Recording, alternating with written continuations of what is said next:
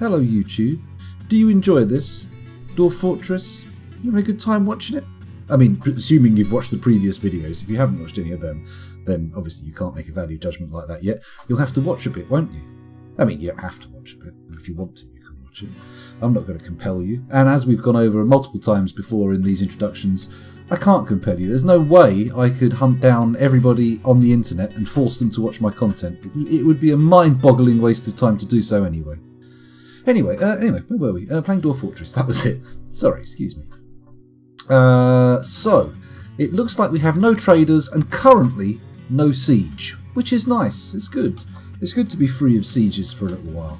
In fact, it has been a hot second. We haven't been sieged in a very long time, so I'm not sure if I should kick back and relax and think, no sieges, nice. Or if I should sit here going, oh god, they must be amassing their armies over the hill. They're going to come for us. I don't know. Could be one, could be the other. You'll never know. Hello, Picture Point. Welcome back. Thanks for joining us again. I saw you in the old Tarn Adams interview there. There you were in chat. I was there. It was good. Sorry, where was I? Incoming migrant wave? Possibly. We'll see. Last time I changed the cap, which I thought you could do dynamically between sessions. I didn't think it was like a baked-in number, the migrant cap. Not the migrant cap, the population cap. And I took it out from 75 to 150. But I don't think we got any migrants last time. And if we did, it was a very small wave, like 3. Because, of course, the population right now, if I turn my head over to Dwarf Therapist to take a look, is still 76 adults, 1 child, and 0 vulnerable babies. This fortress still has yet to pop out a single sprog. I think it's possible that there may be a lot of Jaffas in the fortress. We'll have to see. Maybe we'll have to go around and do some testing. We'll find out.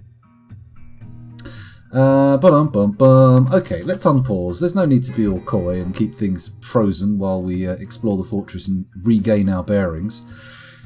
It looks like I did the big trade depot thing, didn't I? So everything that we want to get rid of is going to end up being dumped in this enormous stockpile room. It seems fairly quiet in there. There's not a lot of activity, which suggests to me that all the stuff that's supposed to be in there is in there.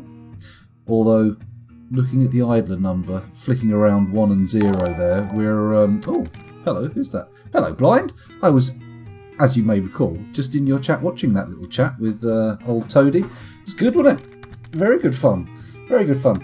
I was deeply distressed that you didn't pass on my question about how many bumblebees it took to fill a barrel with venom, but hey, hey, I got the interview. It was good. I can't complain too much.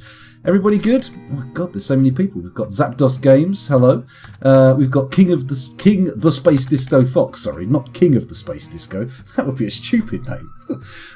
We've got Narvissus, hello. I think I'm pronouncing that right. We've got Ayland, welcome back, thanks for joining us. Picture Point, of course, who's been here for a little while. We've got Tapiok, welcome back, thanks for joining us. Arndar83, welcome, thanks for joining us. Rhinestone, hello. Ooh, hello, I think it was actually reading the names of the emotes you used there. If not, I think I might need to listen to that thing again. We'll check.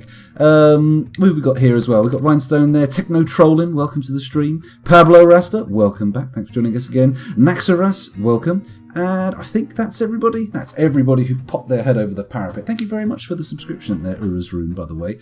If I look over here, I can see, yes, the text-to-speech bot was attempting to say, if my mouse will reveal the actual meaning of these. No, apparently not. Apparently if I try to hold my mouse cursor over it, it will give me a very badly cropped speech bubble. Interesting. Hello, Foos. Thank you very much for the follow. Much appreciated.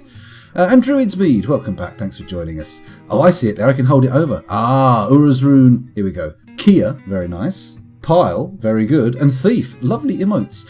I am getting a little bit jealous of everybody else's emotes. I know I do have emotes and stuff, but they are a little bit, compared to everybody else's bright, colourful little offerings, mine are dog shit. They're absolutely awful. Look at this one. Hang on, let me just pop this one out. This is my best emote. Actually, no, it's not my best emote, but my actual best emote that looks like it's pretty good is actually like a logo for a company that I tout constantly. Speaking of which, if any of you happen to be in the Tacoma area of Washington State, United States of America, you may be interested in visiting Tacoma Games. They sell tabletop role-playing games, collectible card games, board games, polyhedral dice, miniatures, etc, etc, etc. If that sounds like your kind of thing, you pop in, tell them I sent you. You won't get a discount, but you may get a conversation out of it. So, there you go. Sounds good, right? Oh, God. Oh, the flavour of shilling. Oh, it's very, very mellow, very mild, very rich. Anyway, let's get on with this. Let's stop fannying around in chat. I'm just going to turn away from you lads for a second, and we'll take a little look. Seeing as we've got a swollen population, so to speak, let's take a look and reacquaint ourselves with the fortress. Surface level. This is Telier's Fabulous Embark, by the way. If you're not familiar with it, give it a shot. It's a nice little site to play. In fact, let's zoom out. Let's zoom out and give everybody a little bird's eye view of what's going on. I haven't got the largest variation of this fortress or this area because if you get a fairly short but wide, like large area, you can get some really fancy windy rivers and waterfalls. I've got a single waterfall here, very nice, and of course 2 rivers, looking very splendid. And that river there is in a pretty deep canyon, if you see there. Look at that. Look at that. That's how many Z levels there? 1, 2, 3, 4, 5, 6, 7. I mean, 8 Z levels. That's a good splash. That's a good splash. And then it's only 7 water levels deep. So I'm not sure. Is that a deep enough bit of water to prevent death from falling? Then again, I suppose from a sufficient enough height, falling into water is basically the same as falling onto concrete. So not only you, but the water will also splash. How high do you have to fall from for your splattering, so to speak, to take place before you fully penetrate the surface tension of the water? Is that possible? Can you fire someone at a body of water unfrozen? Let's be clear, a body of liquid water, easy to do frozen, easy peasy. But on a body of liquid water, is there a velocity at which you can fire someone into it fast enough that they will be obliterated before they actually pass through the surface tension of the water? Probably not. Probably not. It might be possible in anime. I mean, if you hired like a high-level weeb assassin, they might be able to do it. But they'd take like 20 minutes to charge up the punch. So, is it going to be any good? I don't know. Let's have a little look at the actual fortress though, rather than just sitting here jabbering around. As you can see in the bottom right here, we've got a volcano. Lovely source of magma, keeps the fortress nice and toasty warm, and supplied with forge materials. Very good. If we come down here into this little depression on the fortress, we can see my main entryway. It's nothing special. It's just a tunnel leading into some red sand with a drawbridge, and we've got a little array of cage traps here to stop any unwanted visitors from penetrating too far within our fortress. We've got a smasher here. This is our mental health room. Anybody gets a little bit sad, a little bit too frowny faced, we just march them up here and we squish them into a sort of fine paste that nourishes the fungus on the floor and presumably tastes great for the cattle, but we don't put them in there just in case they get smashed. Of course, this is a trade depot. Don't need to explain that to anybody here, surely. We've got a trade stockpile here. Everything we want to get shot of gets shifted up here and popped in. It's a fairly new addition. I feel like a lot of the low level of idlers revolves around the stupid amount of hauling we've got to do here. Let's go down a few floors. I will take a look at chat in a minute because I can hear you all tippy-tapping away, but if you'll give me a moment, if you will indulge me on my little tour, we'll get back to you in a sec. Here's my food production level. We've got some farms. They're all turned off. Sal suggested that they be turned off because hauling wasn't getting completed and everything was being jammed up in a kind of horrible bottleneck.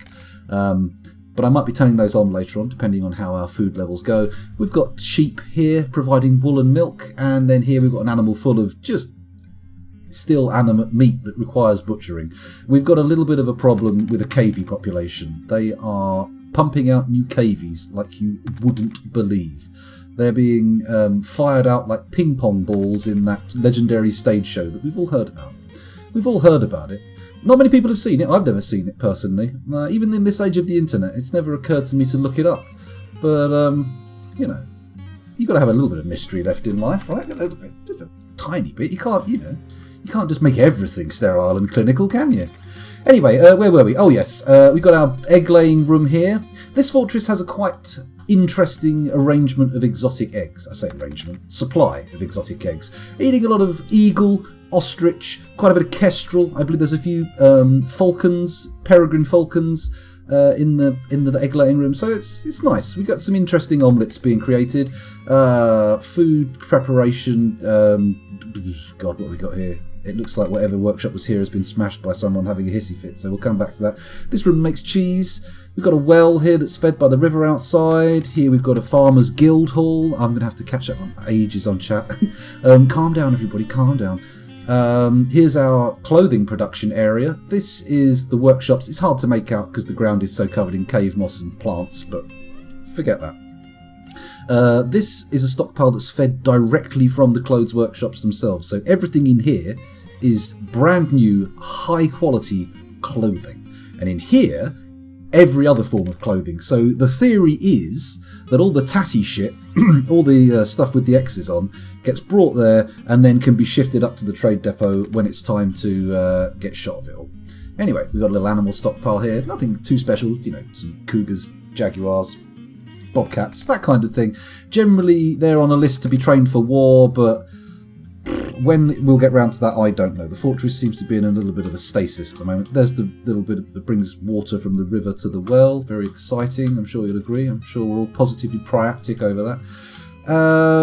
Over here, bottom left, you'll see a lovely little room filled with clay, metal bars, metal ores, and then I'm trying to segregate out the ores over here, but my experiment went a bit wrong when I didn't make enough squares to store the stockpiled silver outside of bins.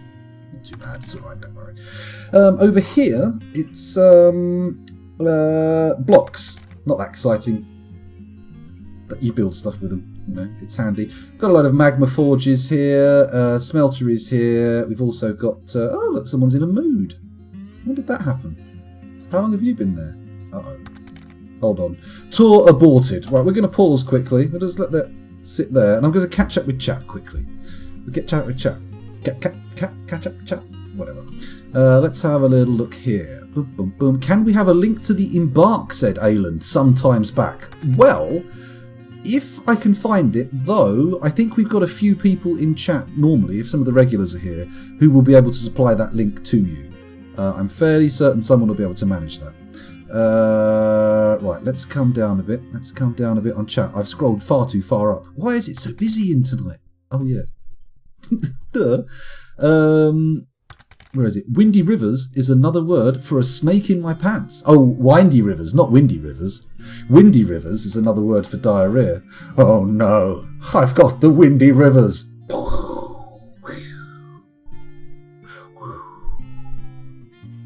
I mean, you've got to be pretty loose if it's making a sound like that, right? Howling out. Howling out. Okay, that's the way to halve your audience. Hello, Ravelin. Welcome back. Thanks for joining us again. I don't think the cattle like to eat human mush. They don't have to like it. They only have to eat it. They'll be fine. Also, we don't have any cattle. It's strictly sheep in the fortress and some other stuff that we're not technically farming. It just happens to be here and we're eating it. There's a fine line distinguishing between the two. Hello, Jeb is back. Welcome back. That's inhumane, he says. It's dwarf fortress, isn't it? They're not human. They're dwarves. If it was in dwarven, that would be a problem. But inhumane, not an issue. Not an issue at all. Hello, Sal. Welcome back. Thanks for joining us. Everyone follow Scoundrel. You ain't going to regret it. This stream is quality, says Righteous Boner. Definitely choose to read that one out loud. Very good. Thank you very much. The check is in the post. I mean, it's for 0 pennies, but that's fine. That's fine. You haven't missed anything, Sal. It's just my stream. Did you somehow hope too much and believe that there might possibly be some actual progress in the fortress? I've barely got through giving a tour. I mean, you probably said that like 20 minutes ago. I should probably catch up with chat. You should make a loony squad and send them out to demand tribute from your most powerful enemies. Well, if the population gets big enough, maybe I will. Maybe I will. That's not outside the realms of possibility. We've got a vampire squad in the military, so we're very progressive. We you know, all of our military strategies, all of our plans, you know, they are of the most progressed possible character. They're amazing. The best military plans. Cavies are useless, says Jeb is back. That's very true. Although, you know, they make for a very good sort of one of those hammer smash games. I mean, you can replace them quick enough, surely. Ba-dum-bum-bum. I know it's a well-known stage show in Europe. I don't know about other parts of the world. Question mark. Oh, goodbye, Blind. He's gone ages ago. I've missed that. Let's keep coming down here. Keep catching up. Picture point. This stream just became a meeting hall. Very true. There's a lot of people here shaking hands, discussing the rain, going mental, killing each other. Hello, Anandar83. Welcome to the stream. Thanks for joining us. Is that right, Anandar? I think I said that right. Honestly, war animals turned out to be hot garbage against armoured gobbos. You're right, Druidsmead. But we all knew that. Old Krugsmash showed us that armoured animals, or, battle animals, are basically like warmed up turd. They're rubbish. Absolutely useless. I mean, I don't know about those beetles he's using now. They may be good. But those, like, war dogs, they're chaff. They're used to distract your enemy and confuse their pathing, at best. Putting up an actual fight? Not against anything that's pretty, like, tuned up. Tuned up? Trained. That's the word. The word? Excuse me. Usugre von Twitch. He wants glass. This could be a hold-up. Oh, don't worry about this. Don't worry about this. I've definitely mispronounced your name. I'm going to have to give that a second go in a moment. We've got glass. We have plenty of access to glass. This shit down here, this is all collected sand. And these 6 workshops here are all magma glass furnaces. Furnaces? Forges? You don't forge glass. I'm pretty sure you don't forge. You blow glass, right? Glass blowing facilities? Whatever. We've got glass making facilities. There's no problem there. Don't you worry. Us then gone... No. Usgrethon? Usgrethon Twitch. That's the closest I'm going to get. I'll wait for a correction.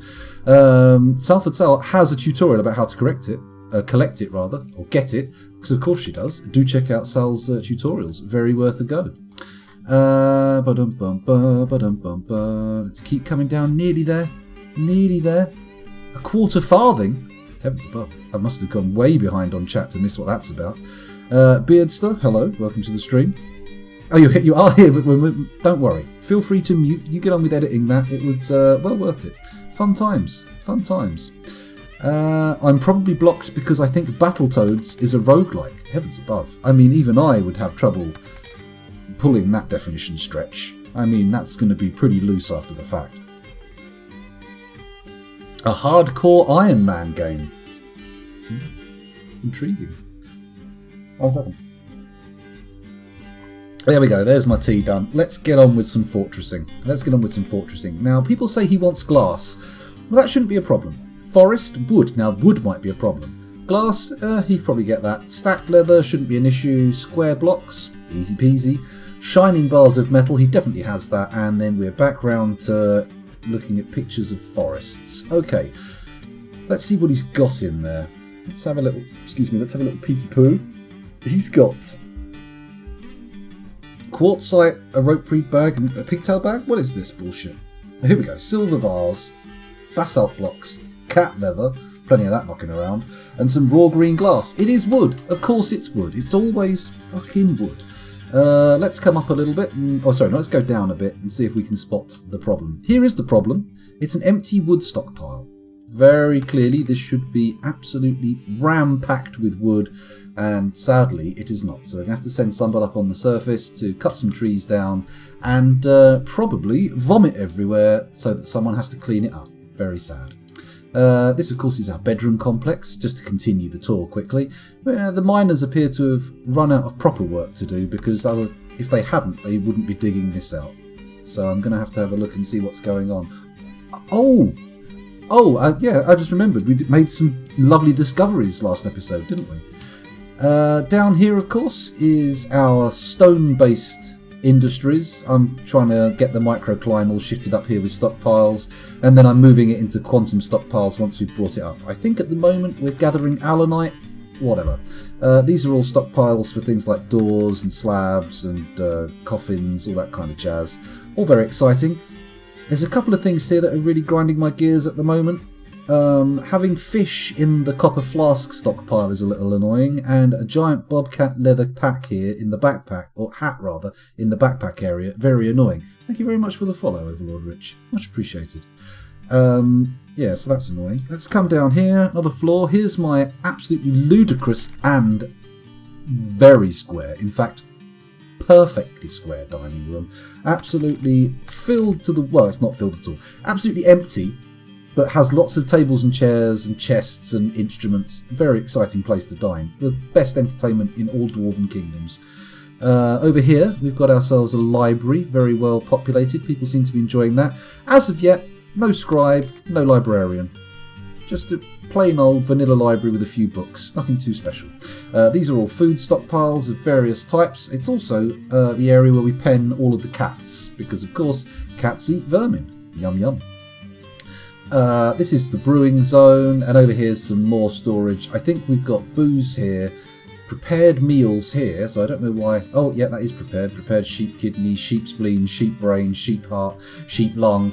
Been a lot of sheep lately. And then here I've got a little thin stockpile filled with masterwork glass goblets. Ah, lovely. Now, down here we see a little windy corridor, cage traps, spinning green glass disc traps. Ooh, evisceracious. We want those there to prevent all stuff coming up from the mining tunnels which we've dug down below. The first thing I did was attempt to find all of the cavern layers and then wall them off so that we didn't have to worry about anything coming up. So at the moment the traps are a little redundant, but should I choose to open up the caves and actually send some dwarves down there, they'll probably come in handy. This is an annoying trap. I keep putting down the spinning green glass disc traps and they fail. They just explode or die, and I think it's because my mechanisms aren't good enough. I've got some steps in place to try and get better mechanisms, but meh. We'll see how that pans out. Yes, we did find candy salad. You are correct. Us Greth. Not that I can claim an official way, though it's been an online name for 20 odd years. Well, there we go. It's nice. Now that I know it, now that I know how to pronounce it, it's less daunting. It just felt like there should have been a few spaces in there at some point, and the naming system had concatenated it down into a single string and left my mind boggling. Where were we? Let's keep going down. Here's what I like to call a cavern baffle. As yet, no traps in here. It's not actually finished in any way, shape or form. Hasn't even got doors in it. But periodically I like to, as I'm digging down with the stairs, do a little tunnel that I can trap up and prevent stuff from coming up from downstairs, which, you know, isn't the end of the world in this fortress because we have walled off everything. I mean, if anything is coming up, it's going to be clowns, right? It's going to be old demons coming up from hell. As you can see, we've done some vein mining here, although it looks like as I've left some hematite on the table there. Yep, that's alright though. We'll come back for that later. We have much juicier fruit to pluck from the Tree of Life right now. This is a little food and bed area for the miners to have a snooze in if they should get too knackered to carry on digging. And then as we go deeper still, we come across the true treasure this fort provides. Adamantine. Oh yeah, isn't it lovely? Now the plan for extracting this, because some of the more savvy among you may have noticed, it's sitting in an enormous sea of magma. The plan for this is to bring water down and flood chambers above the floor or above the magma, and then have the water drop down into those chambers and turn all of the magma into obsidian. That's the dream. That's the hope. It may not pan out that way, but we'll have to see.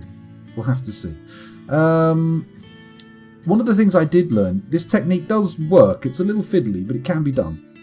One of the things I learned when I first tried it is that you only need one layer of water to turn magma into obsidian if you put it on from above. If they touch from the sides, I don't think it works that well. It evaporates really quickly, but if it drops directly on top, bang, you've got obsidian. So as long as you can provide, you know, water from above, you should be able to create a nice column of obsidian to dig through and dig out your adamantine. That's the plan. That's the dream.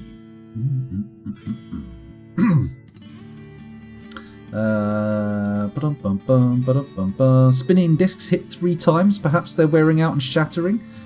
Really? Please tell me that's not a thing. That sounds terrible. Do you have a mean metal growl voice? I could do that. Give it a go. I used to, back in the day. Not so much anymore. Not now I'm getting old. Starting to show grey in the old beard. Under this plan, we can get the ratio of dwarves lost to adamantine mined. Oh, the ratio of dwarves lost to adamantine mined down to 1:1. Maybe. Maybe. Hopefully, that'll be the dream, right? It shouldn't work too bad.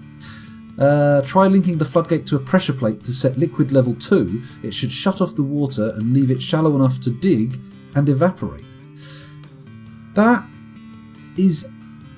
Yes, we can do that, but we have to first actually eyeball the first one, because we need to be able to have the water go onto it, and we can't build it on magma. That'll be a bit of a problem. Anyway, let me get some... Oh, let me go back to the surface and get some trees chopped down. That is the most important thing to do right now. Seeing as I've stopped bothering about collecting fruit, I'm just going to give the elves nightmares. Just going to do a massive designation box and hack those wooden things down. And then as soon as we've got some of that felled, we should be seeing our little moody boy flying up from down below and grabbing himself a few stumps, logs, or whatever units it's been carved into. I'm just going to reset his timer quickly because I don't want to lose him to a mood. Let's not get rid of the silver. That's cool. Let's try getting rid of the basalt blocks and see what he comes up with. That's it. Run off to the block storage zone. Get in there. Come on. That's the way it's supposed to be done. Good. And what have you got there? Ooh, green. That might be a green glass block. This is interesting. He's making something in a glass furnace. I was assuming it was going to be just a giant gemstone. But surely if he's making just a giant gemstone, it can't be... No. It can't have bits of wood in it, right? That's not how jewellers work. I mean, I suppose there's no real reason why you couldn't have a piece of wooden jewellery. I'm sure plenty of people do, but it doesn't seem very dwarven, does it? It has a certain elvish vibe to it. Disgusting. Ugh. Anyone smell that? Elves. Oh, God. Yikes. Have I got a woodcutter and axe? A glass coffin?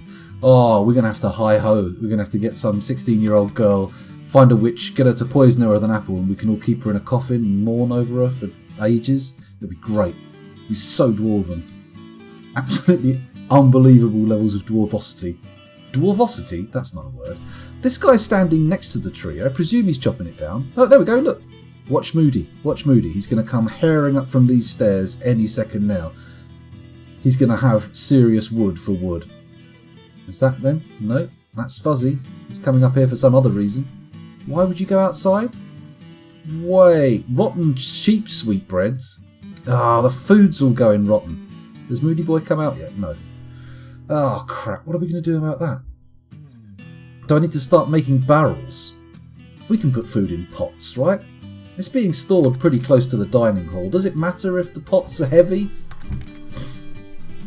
It's not like we're running short of stone, is it? We've got plenty of that knocking around.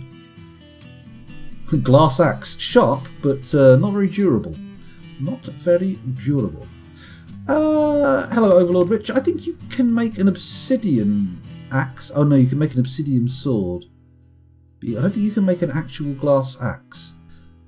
Unless maybe moods would allow it to happen. Oh, there we go. There's Moody Boy. Or girl. I didn't check, actually. Moody Dwarf. Moody Dwarf. That's what we need to know. I like the fact that these slaughters are starting to happen a bit faster. We may actually get some frames back if we kill some of these animals. It's very nice. The power of sacrifice in action. It's great. Okay, so that's all moving. We've unbunged the Moody Dwarf. Let's have a look around the fortress and see what we can do. Now, obviously, I already have a little thing coming off the river that can supply an infinite quantity of water. However, it's not exactly brought the water significantly closer to where I'll be using it for mining out the adamantine. So, we're going to... question mark? Fath? Alright, Fath, do you mind? I was contemplating a river there. It's very rude of you. Just yanking me out of my reverie in order to talk about your artifact. I'm making something out of glass. It's going to be really good. Shut up, Fath. Get on with it. Finish it. Impress me with your work. Don't start telling me about how great it is before you've even started, mate. Jesus Christ. Some people. They really rile me up. Okay, where were we? Okay, we were thinking about how to extract the adamantine. That's the dream. So, in fact, if I remember rightly, I even set a hotkey, didn't I? Down to the mining floors. So exciting. Now, over here, at this, he points with his finger. Over here, we've built a little area over this piece of adamantine, which I'm going to do a similar affair with. I'm going to build up a nice cistern above it and flood it with water. But that one seems, I don't know, less accessible. Maybe it's just because I've already dug the one for the other one over here. Oh wait, no. This is the one that's got the little tunnel over it. This is the one I'm actually going to dig. Okay, so we've already built our room over the top of it. And I think what I need to do is channel it down and then start digging out a floodgated tunnel for the water, right? Unless anybody's got a better idea. Has anyone got a better idea about how we should begin to bring the water in? I'm probably just going to tap the river as a source. That's probably the easy way to do it. Run a nice long flight of stairs all the way down to this floor, avoiding the caverns, and just tap off of that for water. Makes sense, doesn't it? Makes sense? They're only a tiny bit heavier than wooden barrels. Okay, I'll do that then. I'll get some rock pots on the go. I think I already had some being made, actually, but I might have cancelled that order last session. Like an idiot. Do you think it's viable to build a robot who would hug you at night instead of a pillow? What, so you're resting your head on the robot and it grabs your head and squeezes it in the middle of the night? This sounds like something that could go horribly wrong. This has got real Skynet potential. No, I don't want my head crushed by some emotionless droid in the middle of the night. No, thank you. I'll stick with pillows. Moods can make it happen. Good, I like it. Adopt a sex pot. I don't want to pour cold water on you there, Sal, but that is a very problematic statement. Oh, adapt. I thought you said adopt. Everything becomes a lot less troubling. Excellent. Good. Wow. Fantastic. Yes, adapt. Easy peasy. Adapt a sex pot. Where's the moral weirdness there?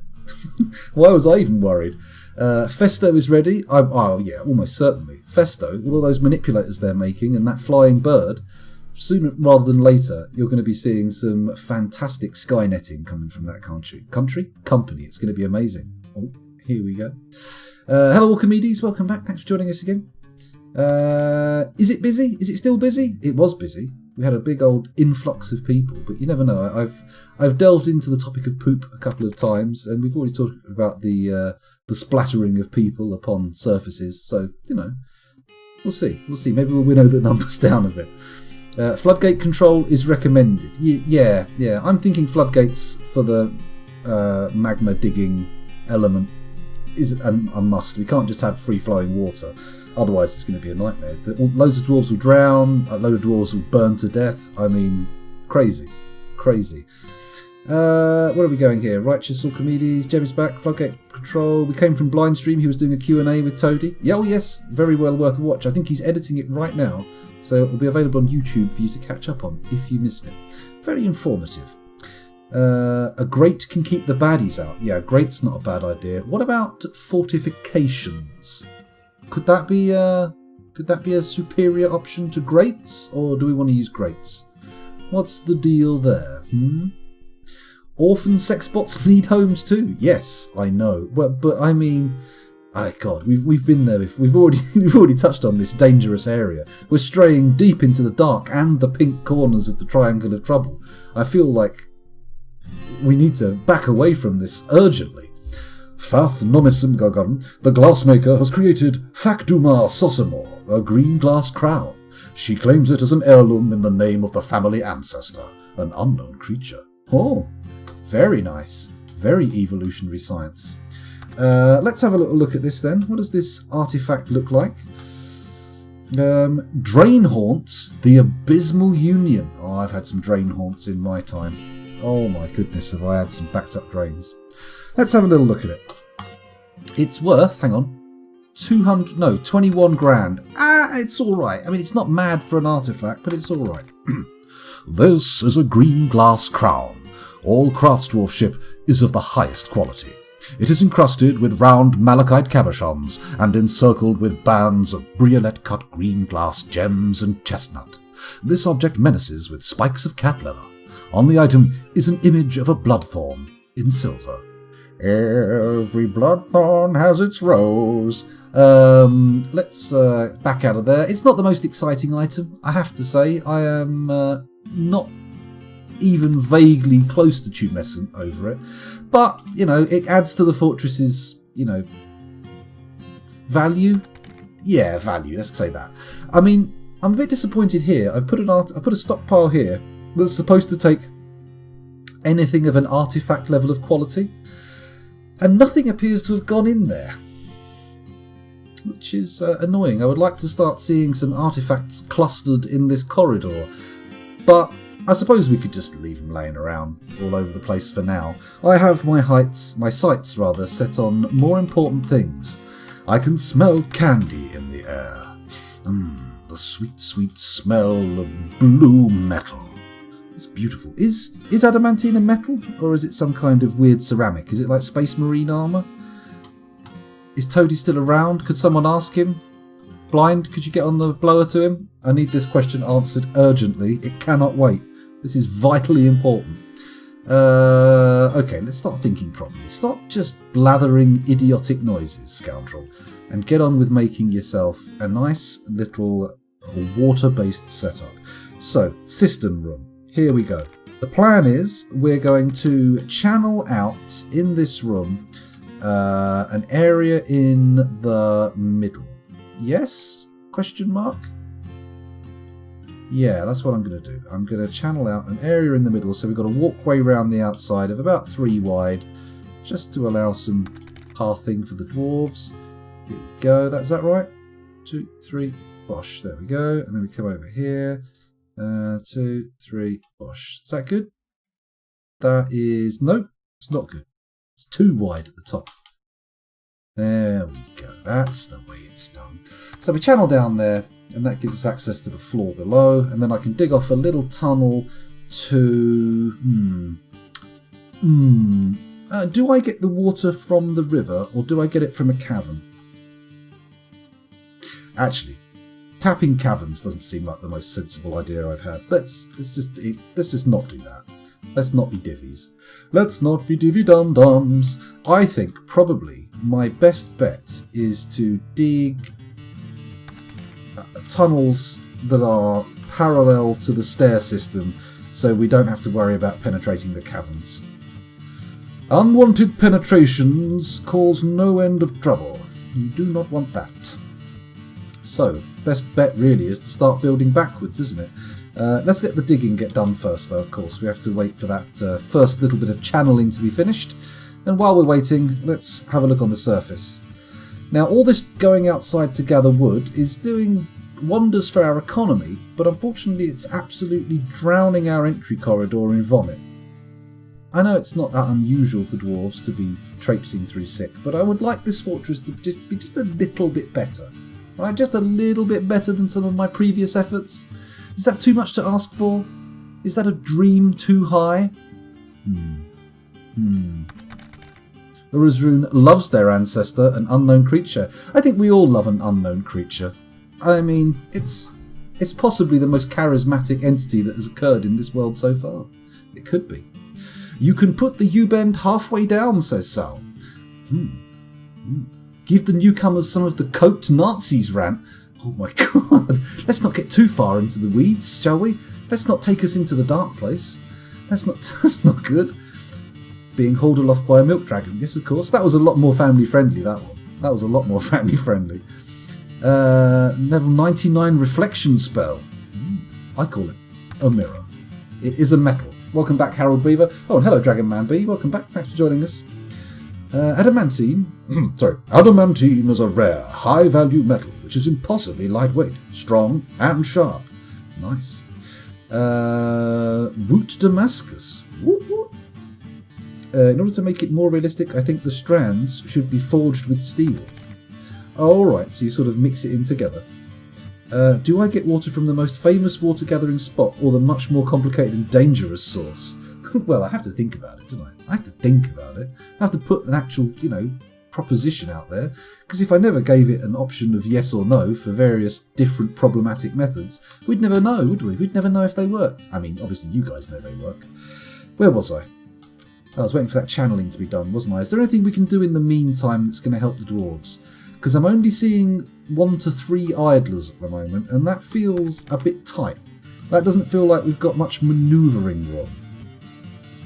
Sure, most of them seem to be hauling wood at the moment, but as soon as they finish doing that, I'm guessing they're going to start getting busy hauling stone, right? Have they moved the allanite from here? Are they still even collecting allanite? Is there any way I can figure out how much allanite there is knocking around I haven't collected yet? Let's take a look in the stock screen. If I do a search for ALUNITE, we can see 184 pieces of allanite. Okay, and I'm not seeing any of them in that stockpile. However, if we go to... Is this the allanite stockpile? That's the rhyolite stockpile. This one doesn't appear to have anything stored in it. This appears to be mostly tatty old clothes. I bet there's... Let's have a look. No, it appears to be all tatty old clothes and a little bit of microcline. God damn it. Why have we got so much tatty clothing? Right, this is going to create a huge number of jobs. DBC for reclaim an area, and then bish bosh. Send out the idlers. Or, well, I mean, it's not like we actually have that many idlers, but still, here they come. The 3 of them. They're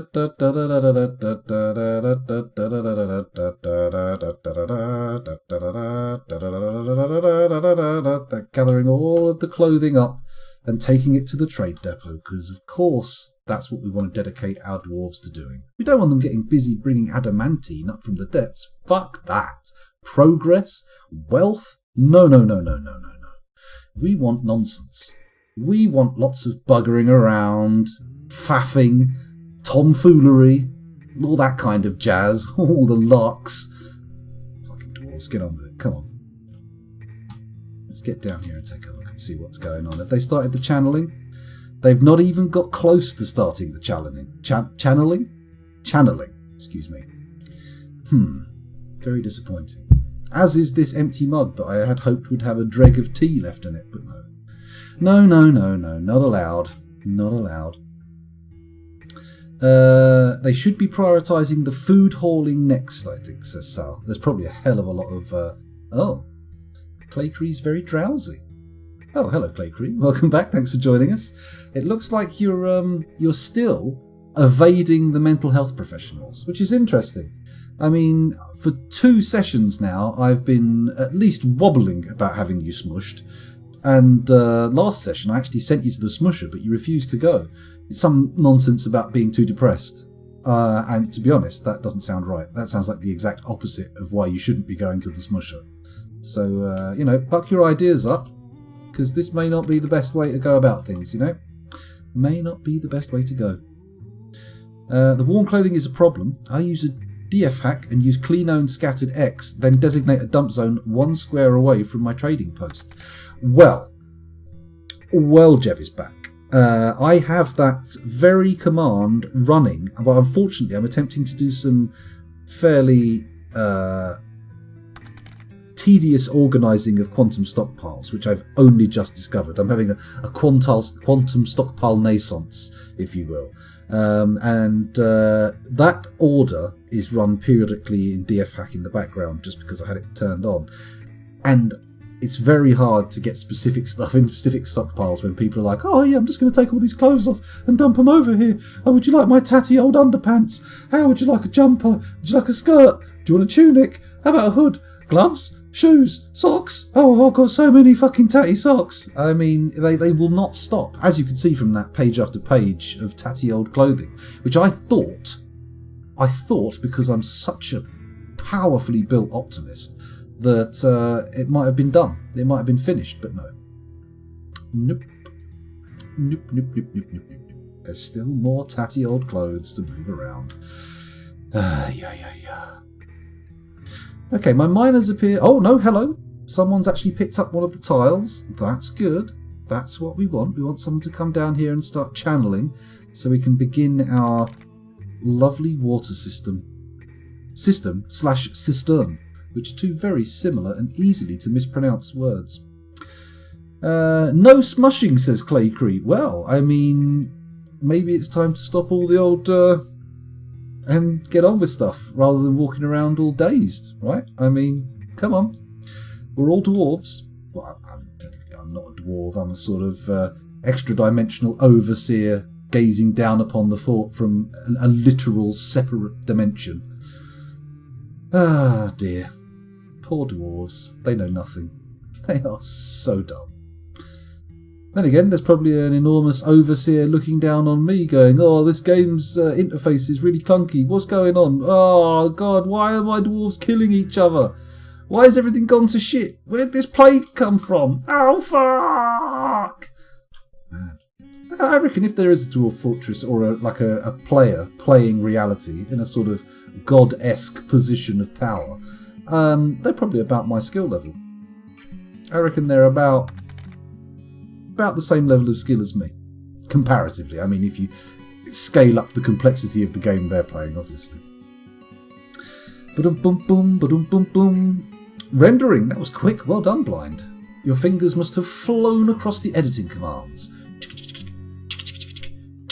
Although that sounds more like some kind of typing thing. Not the best metaphor. Dwarf Fortress proves simulation theory. Change my mind. Well, I mean, I don't know if I can. Very difficult to disprove. Simulation theory. But good old Dwarf Fortress does give us a little glimpse into what it might be like to be a frustrated god. Someone who's just sort of sitting there trying to figure out how the controls work. Then again, I suppose in this scenario, I am not a god. I'm more like some sort of demiurge. I'm like some kind of, extra-dimensional entity outside of time and space that has wrested the world from its creator, Mr. Adams, who, is the de facto god of this world, right? I mean, even to the point of designing the physics. I mean, obviously, it's not quite as good as the real world's physics design, which is pretty seamless, but it's pretty damn good. I suppose, yeah, it's a nice and quick one to get through.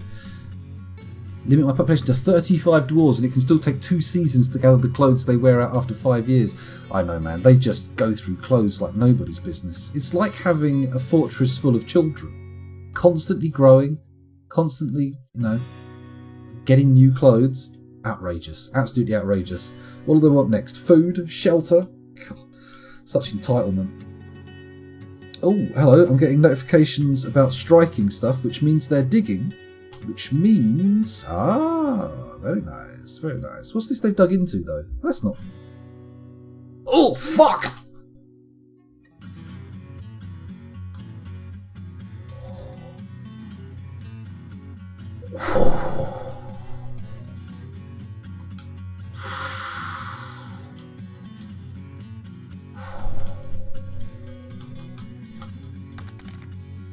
Oh, God, that was close.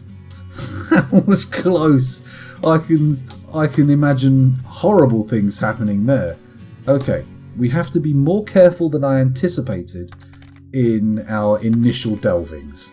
There's a significant chance we may end up getting bummed into oblivion by demons. So, let's be careful. Let's take this very carefully. Now, if we look at the floor below, if there is an opening to hell, it's got to be within a few squares of this little void here.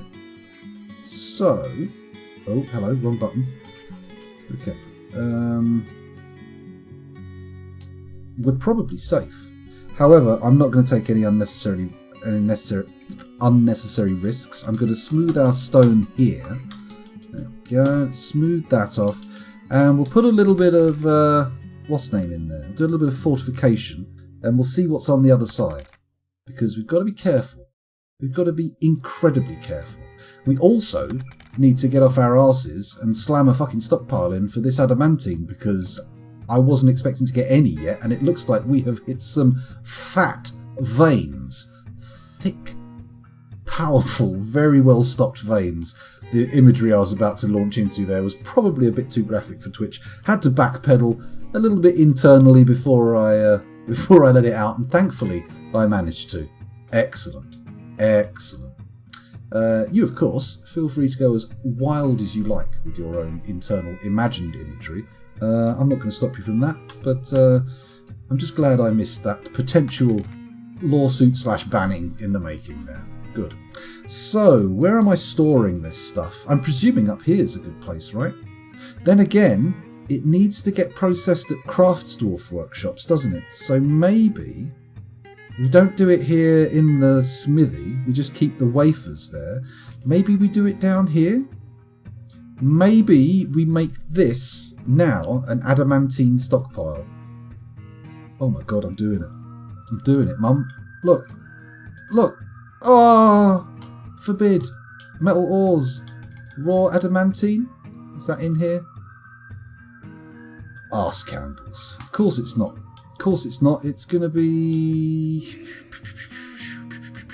Where is it? Where are you? Oh, there it is. Here we go. Of course. Good. Okay, so now we're storing raw adamantine in here. We've got plenty of wheelbarrows. Hopefully we'll be sending some of our lads down to sort it out. Very good. What I do need to do as well is start setting some of these... Save. What a bastard. I need to start setting some of those Craftsdwarf workshop to extract strands. I also need to start training up my weapons and armour smiths because they're not good enough to be using adamantine yet. I feel like it's a bit of a waste giving it to them, isn't it? Bit of a waste. Hello, Zastifer. Welcome back. Thanks for joining us again. We're not killing all the nobles. Not today. Not in this fortress. One day I will create your utopian noble society and the streets will run red with the blood of the rich and powerful. But until that day, becalm yourself. Becalm yourself. Excuse me. I'm just undoing my trousers because apparently, under lockdown, I have become a pretty fat bastard. Oh god, that's better. That's better. That bottom was digging in. I felt like it was going for my pelvis. Come on, save. You can't take that long, can you? Graphic speak is fine. Just don't show feet. Not mine. Especially not mine. They're not pretty. I do not have ballerina feet. Then again, don't ballerinas have horrible knackered feet because they're always standing on them on tippy toes? And those shoes don't look comfortable, do they? Who knows? Next time I see a ballerina, I'll ask them. It's the first thing I'll say. I'll walk up to them and I'll say, hey, have you got knackered feet? And they'll say either yes or no, and my curiosity will be satisfied. Very good. Sneaking around, trying to drive my nobles insane. It won't work. We have the most incredible mental health provisions in this fortress. Even the smallest of negative thoughts is immediately smashed out of its thinker's head using an enormous stoned lever. It's amazing. It's amazing. 100% cures every single mental illness known to dwarven kind. I mean, obviously, it kind of replaces them with death, but whatever. Whatever. Just don't be crazy. Come on. Just cheer up. Okay, so where are we? We've got military training. I do need to take a glance at the military, don't I? Let's put the orders in for processing raw adamantine. In fact, let's do that through the manager so it becomes a bit more of a universal task. Q? No, it's not Q. It was Q. I want adamantine. Oh. Okay. Let's try that again. JMQ. There we go. Make adamantine wafers. Need to extract the strands first, don't we? Extract metal strands. There we go. And let's make that a perpetual order. Who wants to strand forever? Kojima does. Extract metal strands. Yep, that's good. And then, of course, we'll want them to make wafers as well. We may as well put that order in now while we're here. Wafers. Make adamantine wafers. And that also needs to be a perpetual order. If you start sewing people up with adamantine strands, I'm going to be absolutely batshit furious. I'm going to be off my tits with rage. I'll be lactating fury. That's what I'll be. Not the trademark superhero. Just very angry. Very, very angry. Let's stop going down layer by layer and hotkey over to the adamantine and figure out what's going on down here. as an all-stop on work until we've got the smoothing done. We've got a little bit of smoothing over there. If I say designate, and is it F for fortifications? Capital F. There we go. We bosh one here, and then we bosh one here, and that'll let us see what's on the other side. That'll give us important clues as to the location of the Hellmouth. Oh, it got very buffy very suddenly, didn't it? Very buffy indeed. An 11-year-old child ripped a noble's leg off. Oh my goodness, that is a troublesome child. I feel like we may need to get some kind of intervention with social services there. Outrageous. Right, let's dig these bad boys here. Ah yeah, dig that bad boy. And then we'll slowly make our way through this adamantine and hopefully yield quite a bit. Because looking at the size of the deposits, I feel like we might actually have quite a supply, which would be good. Full suits of armour, definitely, I want those.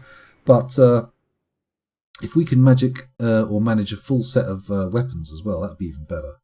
If we can try and force a few armoursmith artefacts, now that would be special. It's not like I've never had artifact adamantine armour before, but I mean, if we can get full sets of it.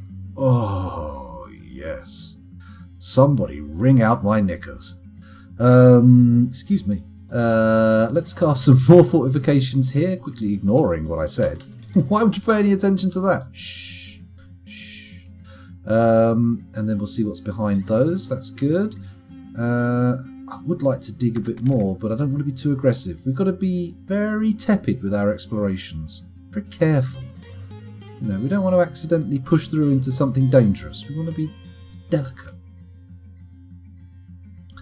I never met anybody who didn't enjoy being atom smashed. I've never had anyone tell me they didn't enjoy it either. In fact, 100% of the people I've atom smashed have expressed no opinion about it. At worst, they're neutral. They like it. They love it. That's how it works. I probably don't need to smooth all of these walls, do I? I'm probably being a little bit extravagant doing that. But, you know what? Every now and again, a little bit of extravagance doesn't harm. It's alright. Everything's going to be fine. Stop panicking. Stop sitting there going, "But scoundrel, with this kind of extravagance, you're going to be out of money soon." Don't worry. It's all dwarf bucks. It doesn't matter. Doesn't matter. After that happened, the child was split in half by the sheriff. Heavens above. That doesn't sound good. That sounds like terrible law enforcement activity. Oh well. Oh well. It's only a dwarven child. It'll be fine. No repercussions whatsoever. Let's dig out this little bit here. There we go. Quite a bit of this this session now may end up being nursing the adamantine out of these walls. But once it's out, ooh baby. Ooh baby, baby. It's going to be great. Right, have they started bringing any adamantine up? Hopefully they'll be doing it with the wheelbarrows nice and quick, right? He says, with an incredible level of optimism. Here it comes! Oh my god! Right, I've just realised what I haven't done yet. It's time to head over to Dwarf Therapist for the first time in the evening. And, what's that? Ah, yes, that's better. Let's find ourselves some peasants, shall we? Professional peasants.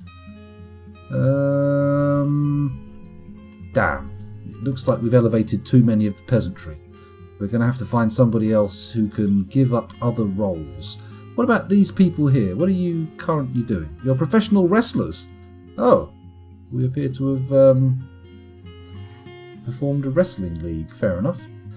Trader? No. Mechanic? Nah. What about... let's look at our stone crafters. While they're using the crafting workshops to do stone, they're not going to be able to... or while they're using it to extract, they're not going to be able to do any stone crafts, are they? Right, where's strand extraction? Here it is. Bosh, bosh. Oops, a daisy. Bosh, bosh. Bosh, just give a load of them strand extraction. Not this one. You're a level 20 miner. We're not giving you strand extraction as a job. What kind of crazy world would that happen in? There we go. Let's commit. We've got 4 dwarves doing strand extraction. Hopefully they'll be nice and quick. Hopefully they'll keep up with the supply and we'll end up with lovely adamantine wafers in no time at all. That is the dream. Let us hope. Let's have a look at chat while we wait for things to unfold a bit. I've had enough beer that I'm about to start talking about our current fiat currency situation. Heavens above. Are we going to talk about the Wizard of Oz metaphors that explain the current system of currency that we have in the US and the UK? Is that what we're going to do? Oh my goodness. The old yellow brick road metaphor. It's good. Look it up. Look it up.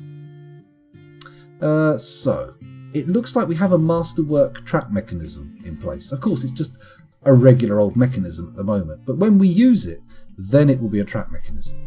Because this little stockpile here only takes masterwork and better. Whereas the one up by the trade depot takes any old tat, any old bullshit, which we then hook out of the door with the first traders that come along, regardless of how much it costs. Because frankly, I treat the traders now as more of a sort of garbage removal service than any kind of bringer of goods. Sure, I like to look at their musical instruments and thumb through the books every now and again, try and find a new little dirty tome for my library, but no, I'm not actually getting anything of value out of there, not at all. Mandates the construction of adamantine socks and bans the construction of adamantine weapons and armour. Oh, that's madness. Pure, unfettered madness. It's like gazing into the eye of chaos. It's like walking up to one of Jimmy Space's Space Marines and saying, do you have to have your testicles removed to be a Space Marine? Because I definitely think that's in the canon. I read that somewhere. I'm certain of it. It could be the Mandela effect. I wish the Mandela effect was usually referred to as the Astartes testicle effect, because that, or the Astartes eunuch effect, because that's a more interesting name, isn't it? Sure, Nelson Mandela, interesting person, but, you know, everyone knows who he is. They're not going to bother to say what's the Nelson Mandela effect. They're going to think they're going to feel stupid. They're going to try and hide their shame. Whereas if you say the Astartes testicle one, I mean, they're going to dive in straight away. Go, what? Question mark.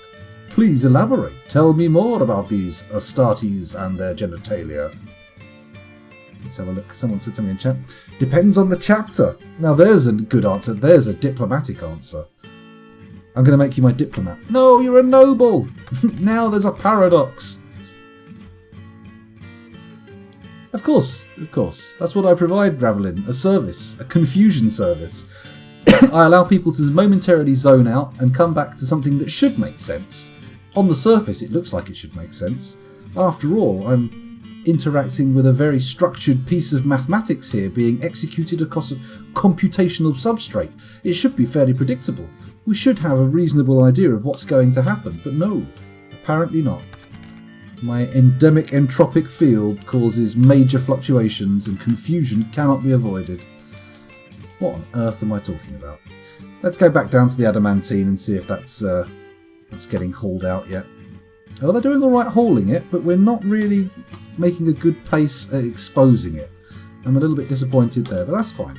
If we fortify these two bits here, we should be able to dig out what's behind them, presuming it doesn't expose hell. And if it does expose hell, that's actually in our benefit, because then we know exactly where we can and can't dig, and we can get this stuff out of the ground as quick as possible. Very good stuff. I'm sorry. My brain's turning into a sort of Swiss cheese filled with cream cheese. It's fine. It's fine.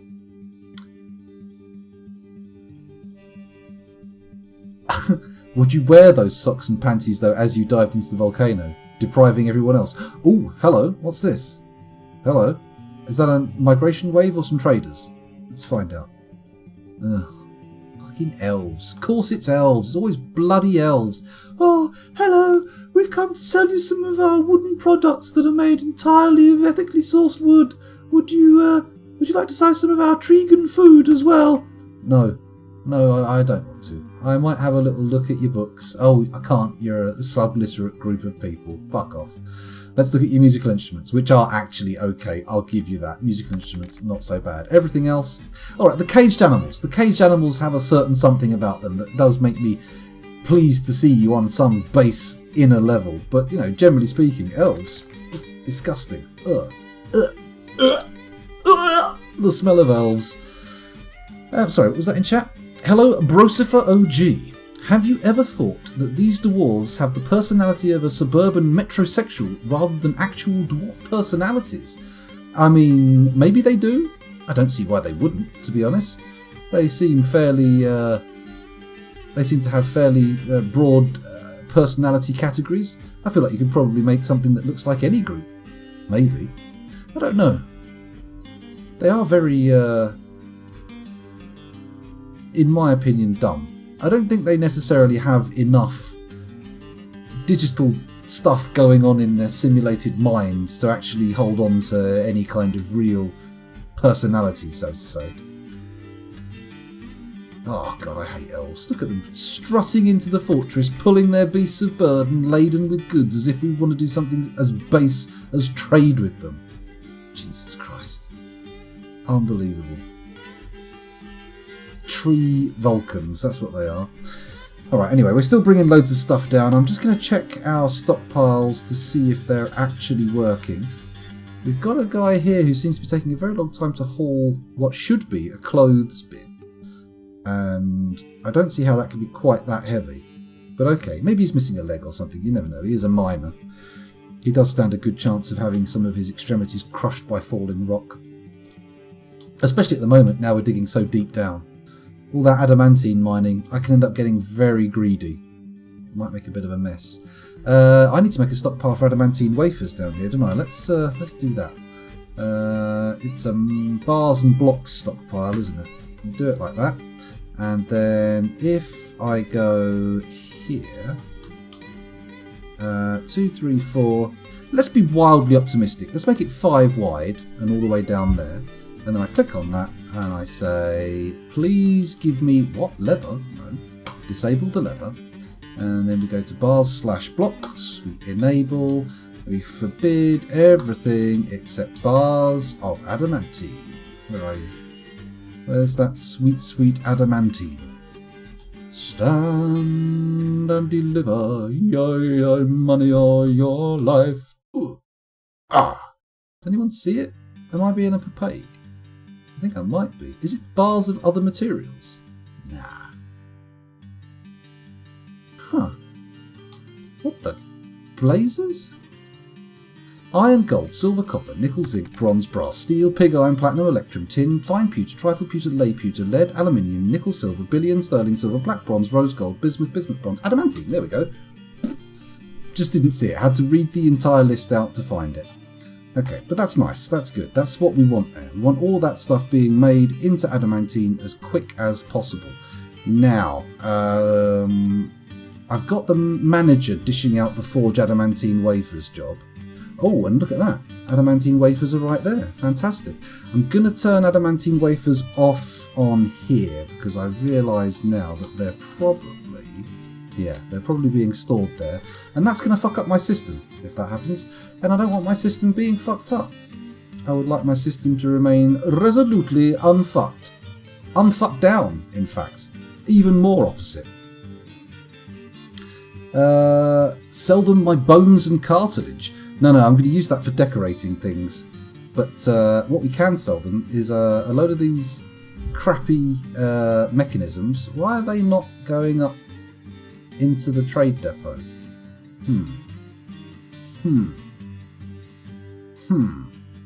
They should be being sold. Okay, that's fine. That's fine. If we go to the trade depot, we can claim those mechanisms, right? Let's do it. G, and then if I do a search, can I do a search? I don't think I can I?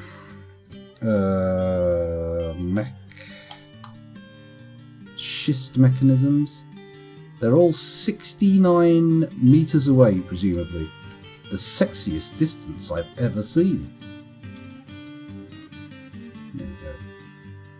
There we go. I think that's probably the group, right? All those together. And then these are further away, presumably.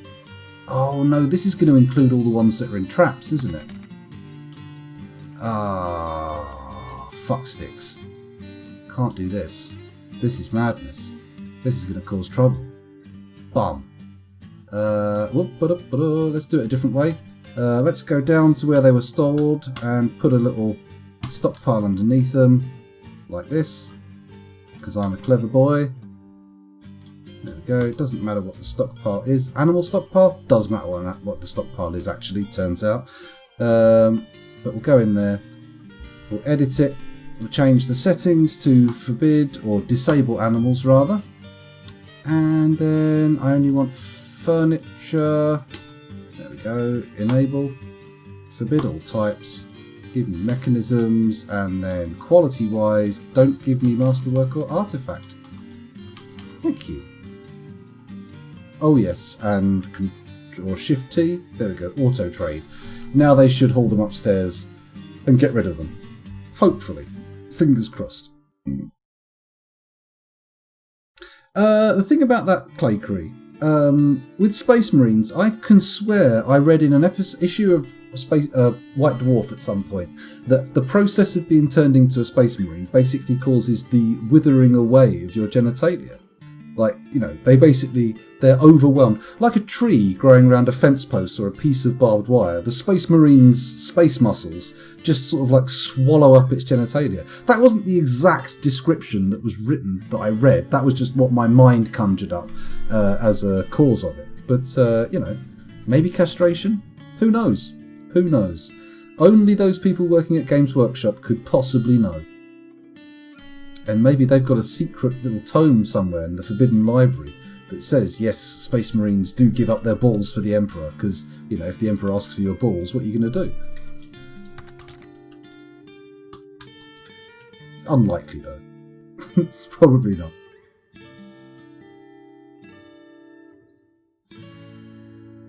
Yeah. Inner city tube trains. The Space Wolves are known to be sexually active. Heavens above. Heavens above. Sexy Space Wolves? Really? What are they sexually active with? They're like 20 foot tall, aren't they?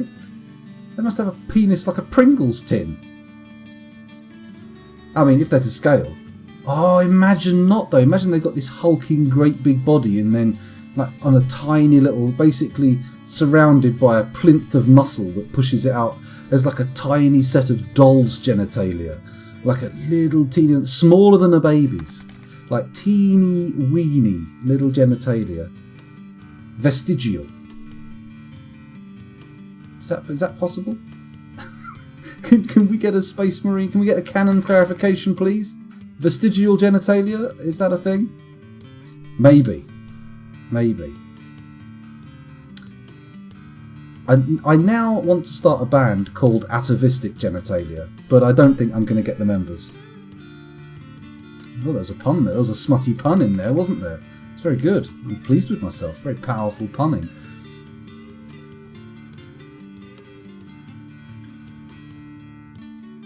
That's White Raveling. Well, you should pay attention. You should pay attention. Then you'd know what we were talking about.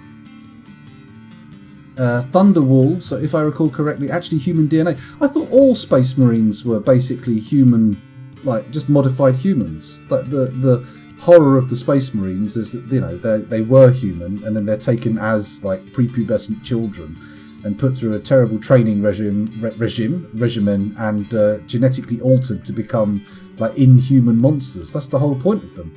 Like, you know, they give up that which they defend. The dichotomy of the Space Marine is that, you know, they defend humanity yet are forced to be outside of it. Well, maybe not. Maybe not. Maybe I'm wrong. Thunderwolves on Fenris used to be human. Oh, I see. You mean the actual big wolves. My goodness. I can imagine a Slanesh Space Marine having some kind of enormous throbbing dong that would, you know, probably be prehensile, right? Maybe have a little eyeball in the old hog's eye at the end, right? I would imagine it'd be more like one of those, like a horse's, flat on the end. I once was on holiday in the New Forest. I think I've told this story before, but I saw a horse that was walking along, and its penis was picking up gravel from the road it was walking along, like great, not like little bits of gravel, like honking great big bits of, you know, that the little glass stones that they put on graves to decorate them, like big lumps like that stuck on the end. It dragged like a fairly substantial pebble a good few feet down the road. Me and my friends had a right old chuckle. A right old chuckle. I saw a tapir once with a boner. That looked like a medieval implement of torture extending from between its legs. It was outrageous, like some kind of flanged mace, like Sauron's mace in the Lord of the Rings. Is it? It's not Sauron, is it? It's Witch King of Angmar. You know, the bell end was like that. Horrifying thing it was. No gravel to test its lifting capacity, strangely though. Just a path in the straw. Anyway, now that we've got rid of all the viewers, let's have a little look back at chat. The Slaanesh Space Marine probably has a selection of dongs. Well, it's probably got like a wheel of dongs, right? Wakes up every morning, spins the wheel, clack, clack, clack, clack, clack, clack, clack, clack, clack, clack. Congratulations, today you're having a normal dong. So you just attach the normal dong, walk around, do your Slaanesh Space Marine stuff. Quite a few pelvic thrusts and stuff, I would imagine.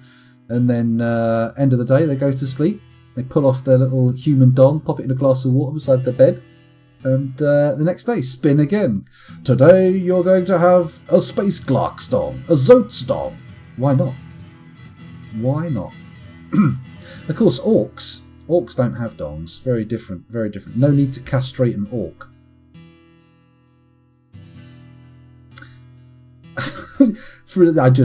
My mind caught up with my mouth there, and I was like, where are you going with this, scoundrel? What was your plan? Oh, you didn't have one, did you? No, you just started using words willy-nilly again, didn't you? And now you're on the precipice of trouble. Step back, carefully, close your mouth, and count to 10.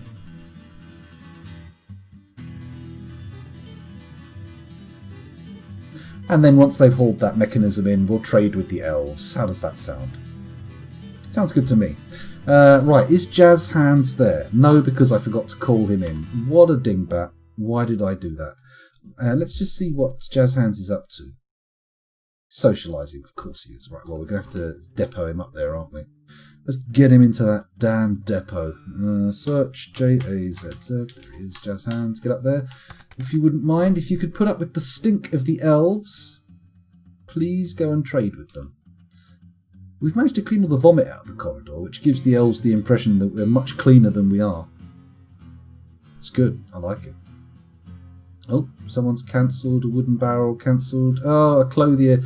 Claycree has gone berserk. Let's hope this isn't permanent, because if it is permanent, he's going to be unable to follow the commands I give him to the Atom Smasher, where his brain will be permanently cured of all maladies. Oh, God. What's he doing? Is he smashing up the workshop? Punching people? Whoever they're punching has the fortress's only child. Oh, it looks like we don't need to worry about curing Claycree's mental health issues. He's been struck down. Someone's done it for us. Goody gumdrops. Get that poor lad into a coffin. It's a tragedy. We hardly knew you. Disasters. Are you sure it wasn't a malformed elephant? No, it's definitely a tapir. Or at least that's what it said on the zoo information readout.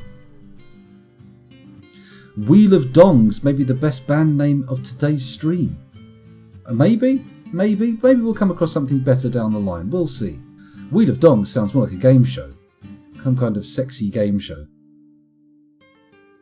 Where... Oh no, don't go there. Don't go there. Don't describe the game show Wheel of Dongs. That's not going to get you anywhere. That's going to leave you in trouble. That's it. That's how you assert dominance. You clean up the vomit. You walk out, you stomp into a corridor filled with vomit, you wipe it up, and then the elves know you're the boss. They know you're the pack leader. Why is Jazz Hands listening to a story? Jazz Hands, if you wouldn't mind, I have both borrowed you and summoned you to the depot for trading. Is it possible that you might stop listening to this story? I'm sure you're enraptured by an absolutely charismatic raconteur, but I don't like it. I want you to come here now. Let's search for Jazz Hands. Where are you, Jazzy? Show me where you are, Jazzo. Jazzy Jazz Jazz. Come on. How do we Zed go to unit? There he is. Sitting in the dining hall. Of course he is. Being regaled with tales of yore by some kind of yarn spinner. Come on. Get your booty upstairs. Wiggle that little behind into the trade depot and wow those elves with your business acumen. Yeah? Is that what you're going to do? Or are we going to find another trader and go through this silly dance again? Because I'm getting a bit sick of the silly dance. If we have to do the silly dance too many times, there are going to be repercussions. There are going to be bad things happening. Let's try one more time. Just take that order off and put it back on. Are you coming, jazz hands?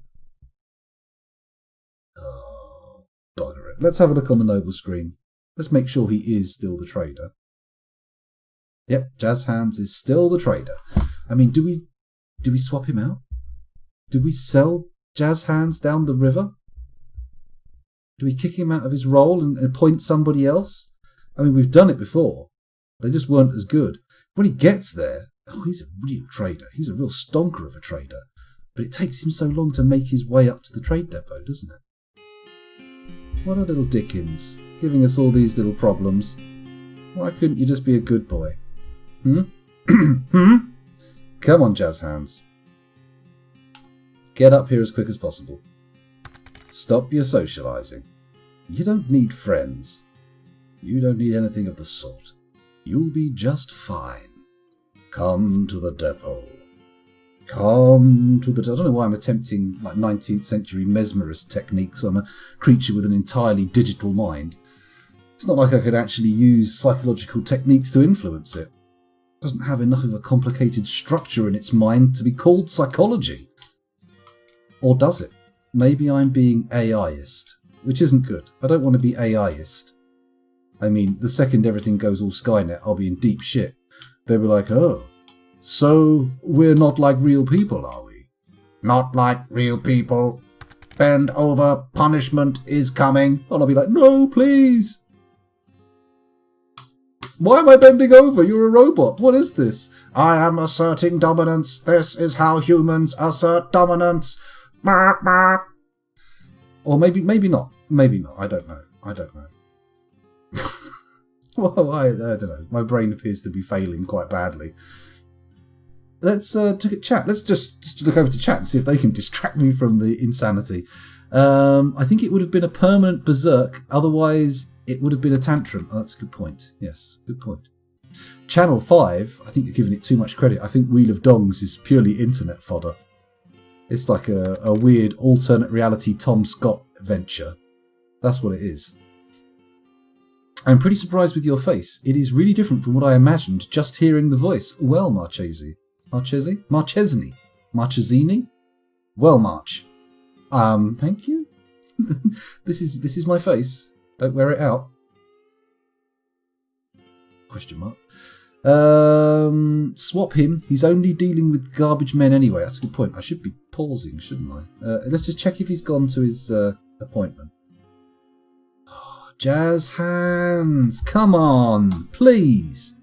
What is this? No. How do we replace this bad boy? Okay. Expert negotiator, legendary appraiser, fucking proficient conversationalist. I'm surprised he's not better at that, to be honest. Can't give Mayor the job because that'll be too much responsibility and it will psychologically crush him. We've got Vukar the mechanic, skilled negotiator, and that's the best he can do. No appraisers. What about Fuzzy? Fuzzy, you got any kind of appraisal? No, I'll make Vukar the guy, and then Vukar can get up there as quick as possible. Come on, Vukar. Can you do what we need you to do? Or are we being fools for trusting you? He's coming. He's already on his way to the depot. Get up here, Vukar. Show me what Jazz Hands is lacking in. Oh, a migration wave. Very nice. Have you brought any children or vulnerable babies with you? Or, just effective sperm? No? Let's go to Dwarf Therapist and find out what they're like. Let's go and find out if this is a fun gang or a crap gang. 76 1 and 0 is now 96 1 and 0. 96 adults, 1 child, and 0 vulnerable babies. Right, let's go to the migration wave. Let's scroll down to the bottom and see this titanic 21-strong migration wave. Got a level 13 woodcutter. Okay, it's not the worst thing. Got a couple of fairly proficient doctors. That's nice. They're good to have on hand. What do you do? Wood burner, soaper, potash maker, all people that we could potentially use. Level 15 chef. Oh my. What have we got here? We've got a level 15 tanner, very useful. Level 13 fishing. Level 15 shearing. Can you really be that good at shearing? I suppose you can. Get really quick at it, right? Little bit of metal crafting, weaponsmithing, all that jazz. Hopefully they'll level up. Let's take a look at their military abilities. What do you like militarily? Is the game paused? Oh fuck, I've left it unpaused. What a spam handler. Anyway, back to the thing. Military abilities. One of them is a killer, and he's killed quite a bit. 15 goblins, and 3 weapon skills at level 3. Oh my. I feel like you may be going into the army. Let's take a look. What are his other skills? Level 15 brewing and tanning and shearing. 1, 2, 3. 3 level 15 skills. The game isn't saying they're a vampire, but they have the faint whiff of vampiricism about them. I can definitely sense a tang of undead immortality in the air. I got my eye on you, Sibrek. I'm putting you in the military, but do be warned, you could easily be transferred. We're going to put you in the Ochre Locks, which has 6 members currently, putting up to 7. We can fit 3 more in. Do I go and look at the military screen and try and find some other people? These 2 do have actual weapon skills, mace dwarfing and... No, they're both mace dwarves. Mathol, what do? Are you worth keeping out? Peasant, nice. What about the other one? What about you, Nish? What do you get up to? Fishing. Wow. Okay. Yeah, you're going to stop doing that here. That's not on the table anymore. Not on the cards for you. You ain't fishing. You're in the military now. You're going to be fighting wars for the man. Here we go. The Ochre Locks are lovely. Let's commit that change. And we'll get back into the fortress and stop fanning around in Dwarf Therapist, shall we? Should we get on with things? Let's go to the trade depot and see if Vukar made it there. Yes, he has. It's time to trade. We have basically no idea what anything's worth, but that's fine. That's fine. Okay, what are we buying from them? First off, we'll take all their clay. May as well. They'll need the room to haul all of our tat away. Do I want musical instruments? Now, my throat is going a bit, but I feel like I've shirked my responsibilities in the musical realm for too long, and maybe it's time to actually knuckle down and interpret a few of these instruments. Starting with the second most expensive, looking by it, or, well, the tied second most expensive musical instrument the elves have brought, a grown sandpear wood kuthabe. Let's pause Mr. Swerwer so I don't trample on the beautiful legacy of his music. There we go. And in we go. Let's take a little peek here. This is a grown sandpear wood kuthabe. It is decorated with apple wood and encircled with bands of apricot wood. The body is made from sandpear wood. The strings are made from rami. The kuthabe is a huge, stationary cloth-stringed instrument with a wooden body. The instrument rests flat as the musician plucks the 11 strings.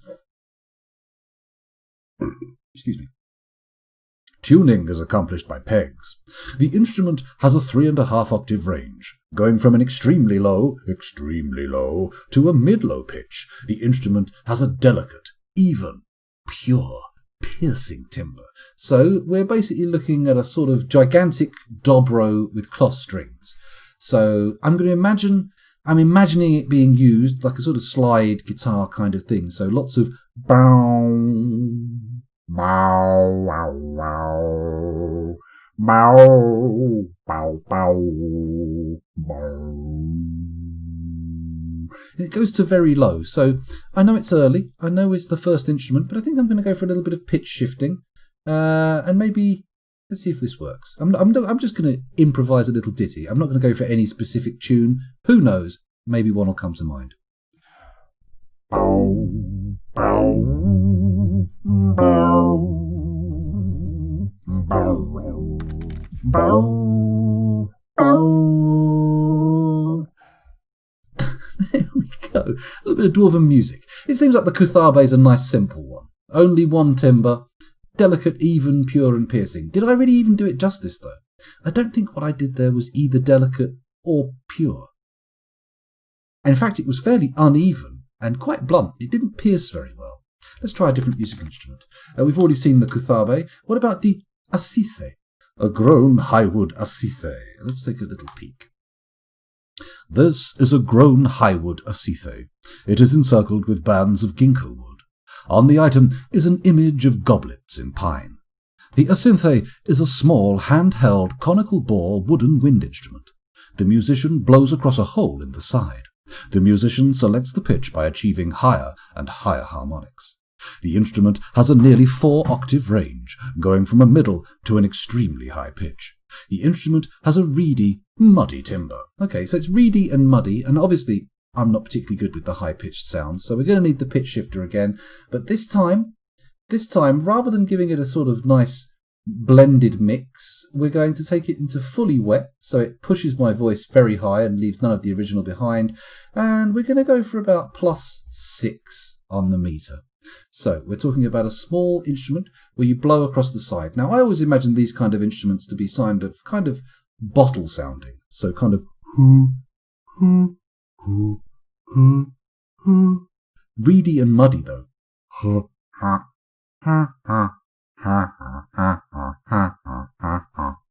Okay, here we go.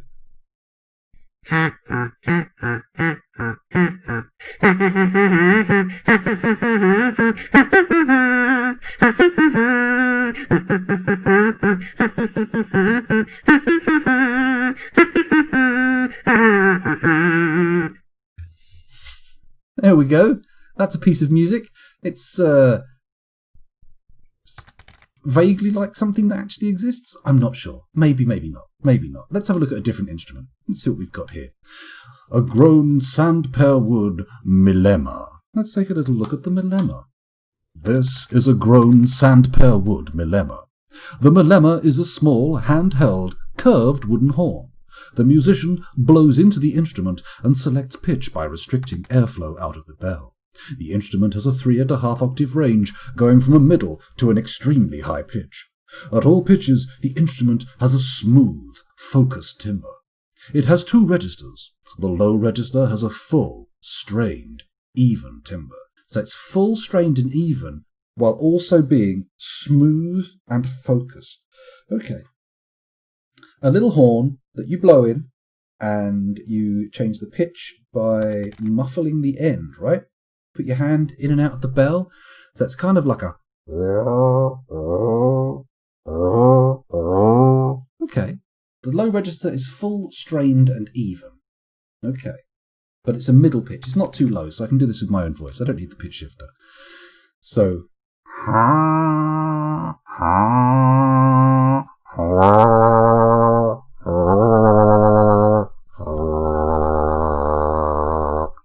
It's going a bit too low. But you know what? I think it's okay. It did sound strained, even if it didn't sound full or even. The high register begins at high pitch and has a light, brittle, pure, piercing timbre. Okay, we might need the pitch shifter's help here, otherwise this might sound like a pig being executed.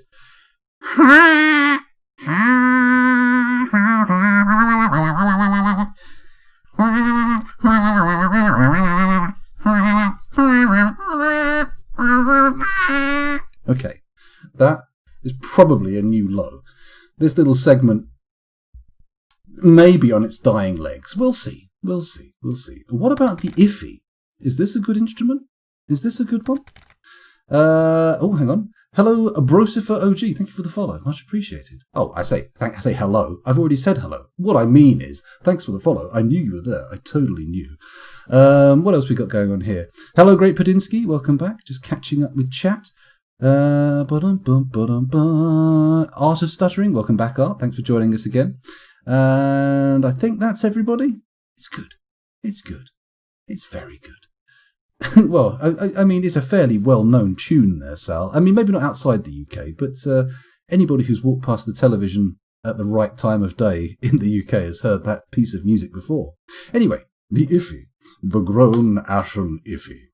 This is a finely crafted, grown ashen Iffy. The blowpipe is made from saguaro ribwood. The wind chest is made from ash.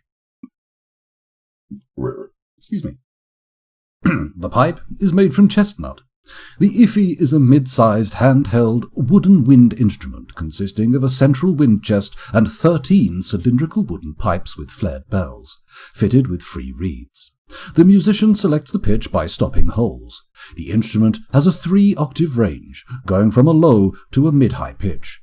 The instrument has a steady, wobbling, fragile timbre. So, it's basically wooden bagpipes, so box pipes. It's box pipes with 13 pipes, and it sounds steady, wobbling, and fragile. Now, I'm not quite sure how we reconcile the concept of steady and wobbling. Maybe it's a steady wobble. Maybe it's a wob-wob. It's like a wob-wob-wob-wob-wob-wob. Wob-wob-wob-wob-wob-wob. Although it sounds a little bit too dubstep for dwarven music, right? Says the guy who does a dubstep hi-ho intro to his stream. I mean, do we wob-wob? Or is it more of a... No. I mean, that sounded fragile. That captured the essence of fragility. But it doesn't really capture the majesty of the box pipes. Steady, wobbling, and fragile.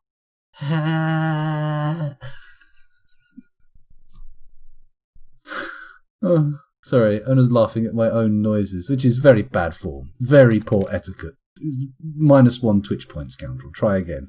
Wobbling, fragile, steady box pipes. Here we go. What music am I going to attempt?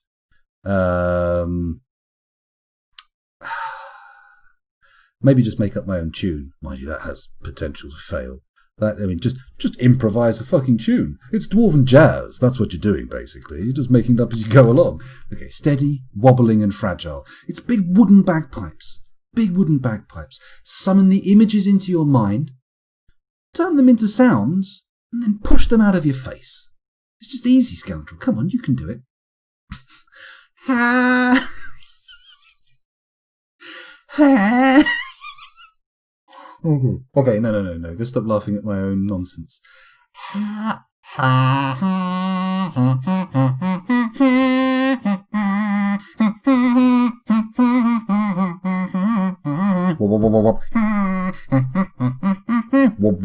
it's not working. The wobbing doesn't work. It's terrible. It's terrible. This is the worst ever. Somebody fire me.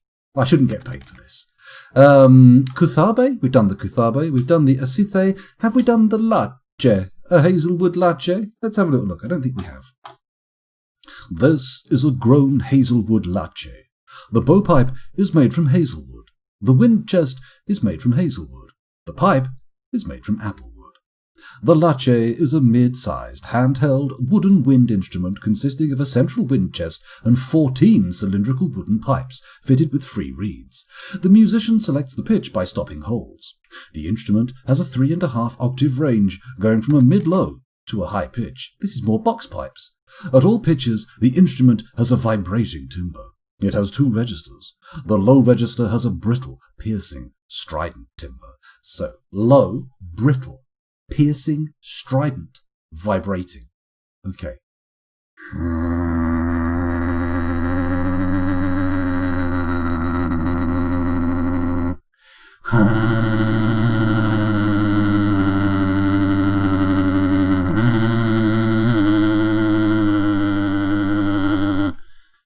Yeah, I mean, it's a sound. I'm not sure I'd call it music.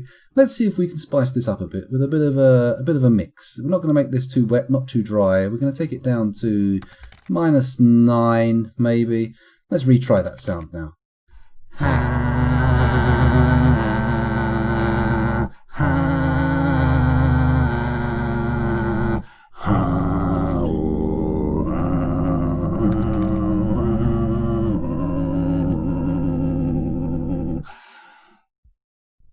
Well, I mean, apart from the vibrato taking it out of me a bit, I feel like I maybe made up for some of the bullshit in the last instrument. This one was slightly higher quality, but the slightliness was marginal. Anyway, the high register begins at mid-high pitch and has a raspy timbre. Okay, so it's raspy and mid-high pitch. And it's got to be vibrating as well, so we've got to keep that vibrato going. So high pitch and raspy. This is going to be horrible. And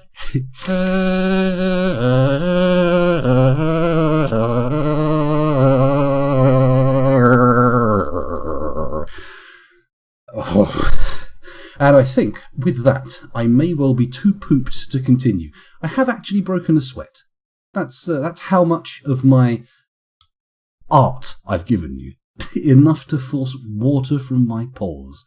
Truly, what a gift I've given you. Let's take a look down here. Now, a cardinal in a cage.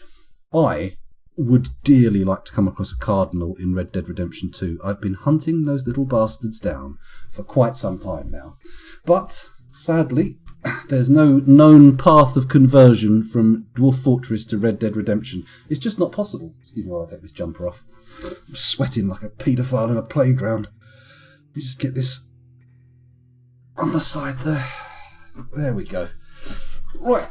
Okay, so we've got a Wolverine in a cage. Now I wonder if we can get the old Schnicked on and get that boy trained up for a bit of war.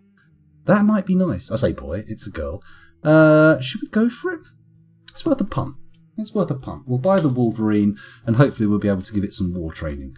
A giant alligator sounds like it might also have some combat potential. So we'll also go for that one. Do I want a crow in a cage? No. A giant mantis? Maybe. Let's see if that can be trained. Excuse me. Giant hamster? No, definitely not. Let's buy the wolf. Not the giant oriole, though. We don't want that. We don't want that. No burgenips, please. Barrels? No, we don't want those. Buckets? Pretty useless for us. Wooden bows and swords? Less than useless. Ugh, disgusting elven technology. Do I want to buy their clothes? Yeah, let's all dress like elves. Let's not. High boots, low boots, socks, bucklers, helms, caps, gauntlets, tedious elven bullshit. Are you going to bring any books this time? Or are you still subliterate? I don't think they've brought any books. I don't think they've risen to the challenge of their rivals. I think they've pretty much fucked up. I'm not going to buy any food off them this time. Sure, we could turn it into lovely brandies and ciders and goodness knows what else, but the fruit can stay on their wagons for now. It can hang around on the wagons. Do I want splints? I don't think I need them, really. We've got plenty of crutches and splints. And then there's bits for musical instruments. Still no books. Still no books. Very sad, very sad. Anyway, let's sell all of our tatty old clothes. In fact, I'm going to just go down here and I'm going to stop when we get to the bins and try to just put the clothing in. Then again, when it comes to the clothing bins, no, other stuff does end up in there. That's the problem. It's okay. We'll sell all of this crap just to get to the couple of tatty ones that are also in the bin. Do I want to sell the green glass goblets? Part of me does. It's only $4,000. Let's just get rid of them.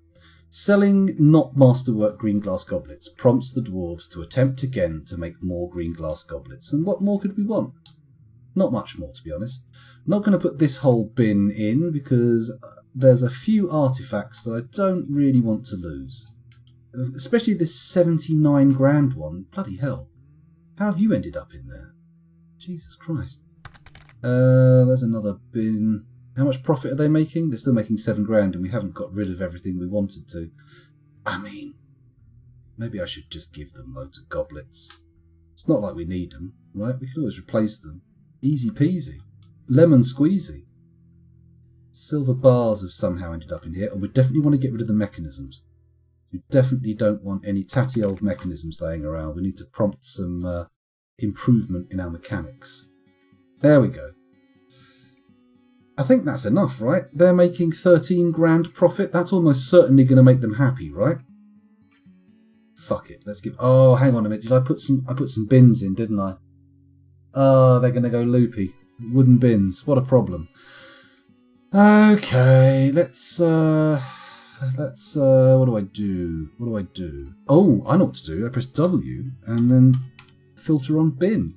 Oh, what a clever boy, scoundrel. Congratulations. How come you're so bloody perfect? I know, right? Let's clear the search to trade. They're still making 9 grand profit. They can't complain. I mean, they might complain, but fuck them. If they complain, we'll kill them. Nope, they're ecstatic. No complaints whatsoever. And we got rid of a very small amount of tatty clothing, which should have been far more, and a shitload of mechanisms, which, to be frank, we needed to get rid of, so that's fine.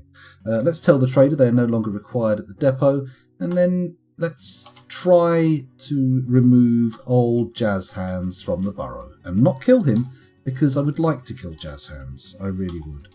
Come on, Jazzy. Come on. You were so good at this. It was your raison d'etre. You deserved your role until you stopped turning up.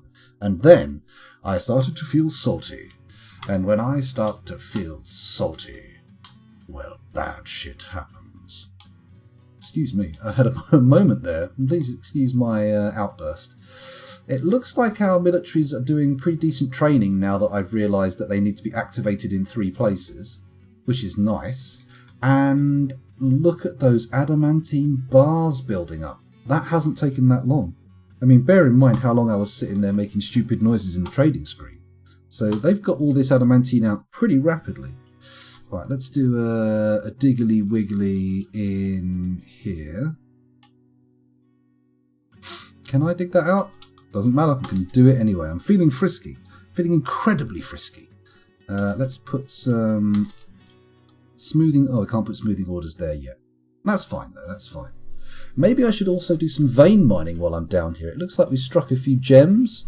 What have we got there? That's a warm, rough-hewn alexandrite. Got a cassiterite vein. Lapis lazuli.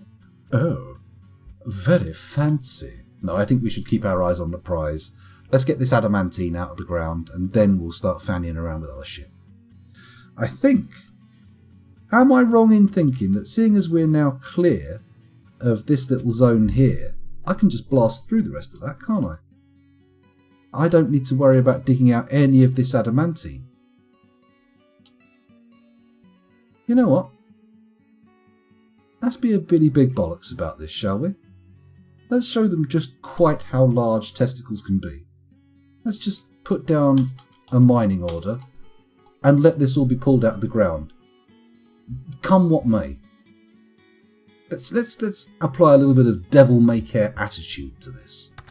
Because let's face it, we've already rebooted once on this embark. It's not beyond the realm of possibility that we might do it again. So a little bit of exploratory tinkering might be the best thing for us, right? Yeah. And look at this, the frame rate is going up, even though the population is also going up. I feel like we might have killed a few of those cavies now. You know what? I'm not even going to watch them. I'm going to leave them unattended digging into adamantine, because I have testicles like space hoppers. I am such a brave boy.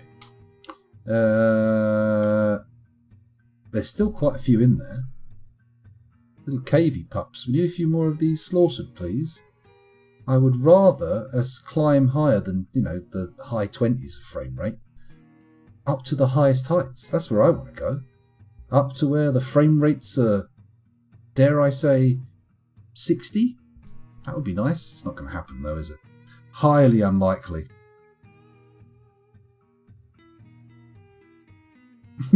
Do I need to call an ambulance? No. I'm having a strong call of ambulance. There's a maimed joke. Only people who were there for the original will get that one. And I apologise for pulling out some deep cuts. I didn't need to do that. I could have used more accessible humour. How rude. How many years have I played this game? Like 10. I've played this game for so long. Yet still, I know nothing. I am Papeg. Here we go, we can dig this out. I'm no longer frightened. I'm going to whip out some copper with it as well. How do you like them apples? And, furthermore, I'm going to put the mining orders in, and we're going to, not downstairs, channel. We're going to channel out all this stuff. Look at this. Da da da da. He's a clever boy. He's a brave boy. He's clever and brave. He's a boy. There we go. I told you my musical interludes were terrible. I should be banned from music. There should be a UN convention that says the scoundrel M may not produce any music in the rest of his life, otherwise the world will become a worse place. It's not good. It's terrible stuff. Right, well, we can leave them digging out this layer quite happily. And then what we want to do is get 2 deep water all over it, 2 water levels deep of water. And then once we've done that, we can start channeling, and then everything below will turn into obsidian. That's what we want to happen anyway. I might even need to make this slightly larger thinking about it, because every floor we go down we're going to have to come inwards a bit, otherwise it's going to be difficult to move the adamantine, or move the turn the magma into obsidian, right?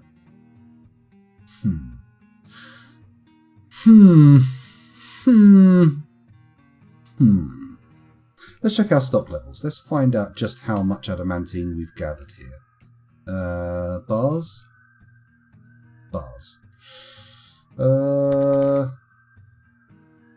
15 adamantine wafers. I mean, it's not an infinite supply, but it's good. It's much closer to the infinite supply that we didn't have before. Excuse me. Go big or go home. Well, I'm going to be going big. Going to be going big, big, big. We're going to get these little bits of adamantine out here, these low-hanging fruit, and then we're going to douse the floor below in all sorts of water. It's going to be great. In fact, I feel like what we could do here is, let's not fanny about. Let's dig out the whole shebang. Everything. Here we go. Going to leave a little ledge at the top here for the dwarves to stand on. But everything around the edge of this room is getting dug out. There we go. That's what we want to see. This is the kind of coverage we need. Maybe even to get these bits, I'm going to have to dig further up here into the corridor, basically. Ah, meh. Meh. It'll be fine. Everybody stop panicking, for goodness sake. Why do you panic so much? Maybe I should sort of designate the channels for the water as well while we're here. Then again, let's calm down. Calm down, scoundrel. Plenty of time. It's not like the world's ending. I mean, maybe. Who knows? Okay. So the traders are still hanging around. The stinking elves are like, oh, we traded with you, so we're friends now, right? We get to stay here for as long as we like. To which I shall respond with harsh glances and possible violence. Come on, elves. Sling your hook. Clear out.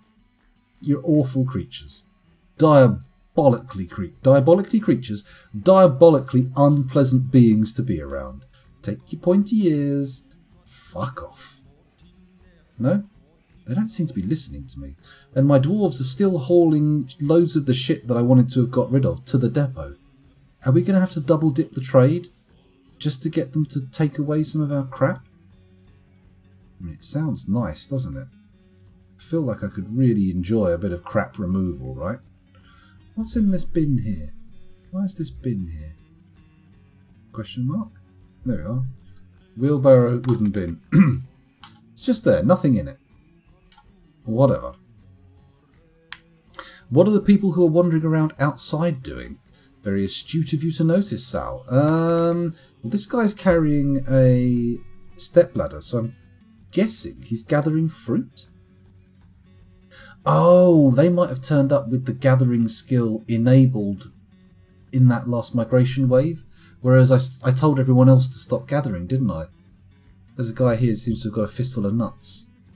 Dusim the carpenter, nut grabber, nut bringer. And this is the mayor, isn't it? Vabok?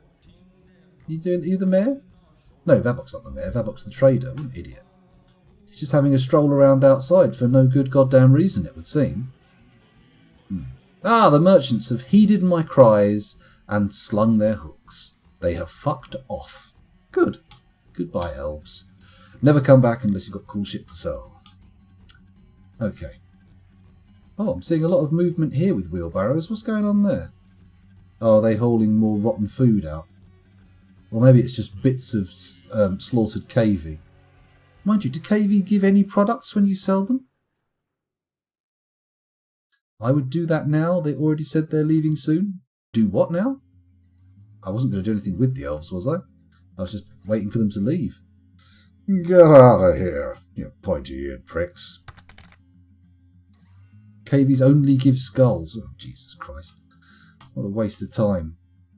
Rearing them is just a drain on the fortress. We should be getting rid of them as swiftly as we can. Oh, it looks like the throughput on adamantine's fairly quick. We're not waiting around for stuff to get made into wafers. It's coming through pretty fast. I'm guessing we must have got rid of most of the stuff that we had last time, right? Anybody going to come down here and actually do this digging? Or do I need to go and find my miners and chase them? Do I need to chivvy them up? Maybe. Maybe. How's our silver hammer stockpile coming along? 2 masterwork silver hammers. I mean, I would have liked more, but at least we've got 2, right? That's the main thing, which means somebody's making masterwork hammers, right? I should probably get this melting, actually. Let's get this stockpile melting again. Oh, I never stopped it from melting. Oh, my God. No wonder my bottlenecks aren't getting gone. As soon as the traders leave, everybody prioritises hauling from the depot. Oh, that's a good point. They'll be hauling away like crazy now, won't they? We didn't buy too much, though. We bought a little bit of clay. Maybe there's a few bits and bobs still up there. We'll see how it works out. Come on, people. Start shifting shit. What are you doing outside? Why are you standing out here, Ablel Abnol Lotol? What are you doing?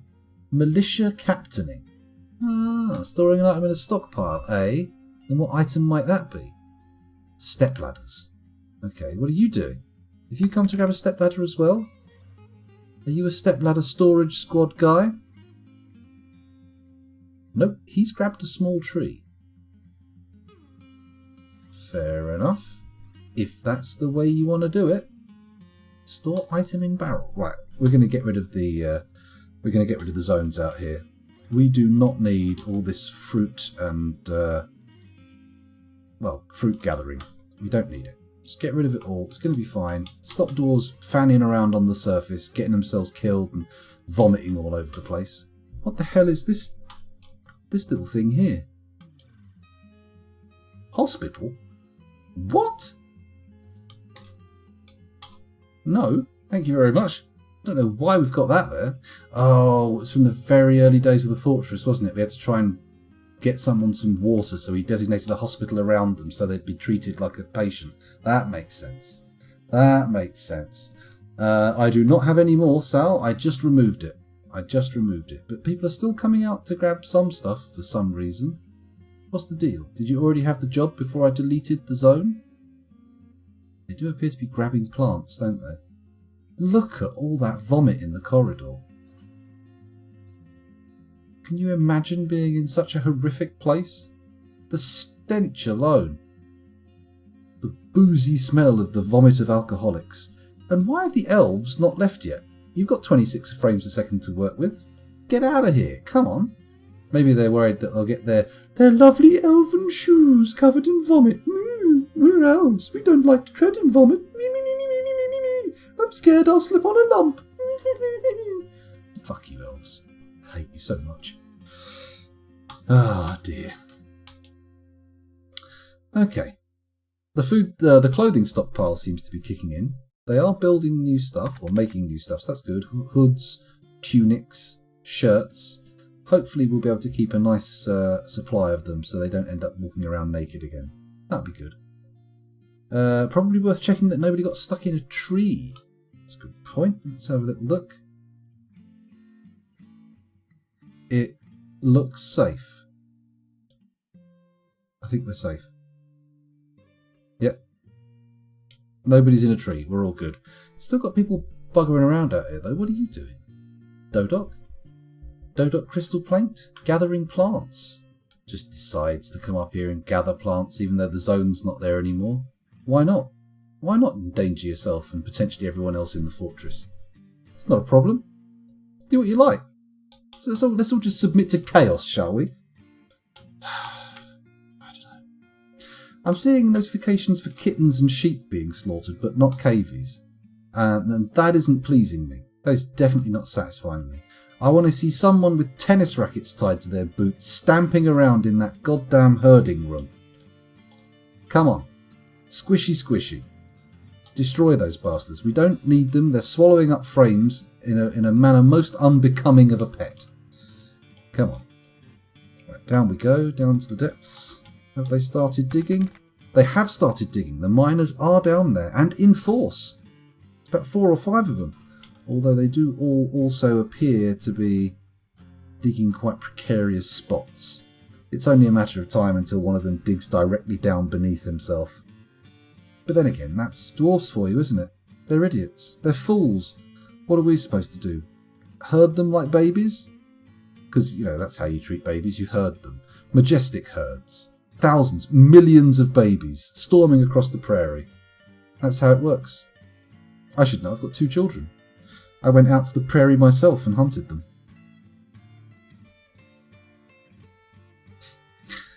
Weird world. Come on, guys. Could you dig a bit faster? This is taking an awfully long time.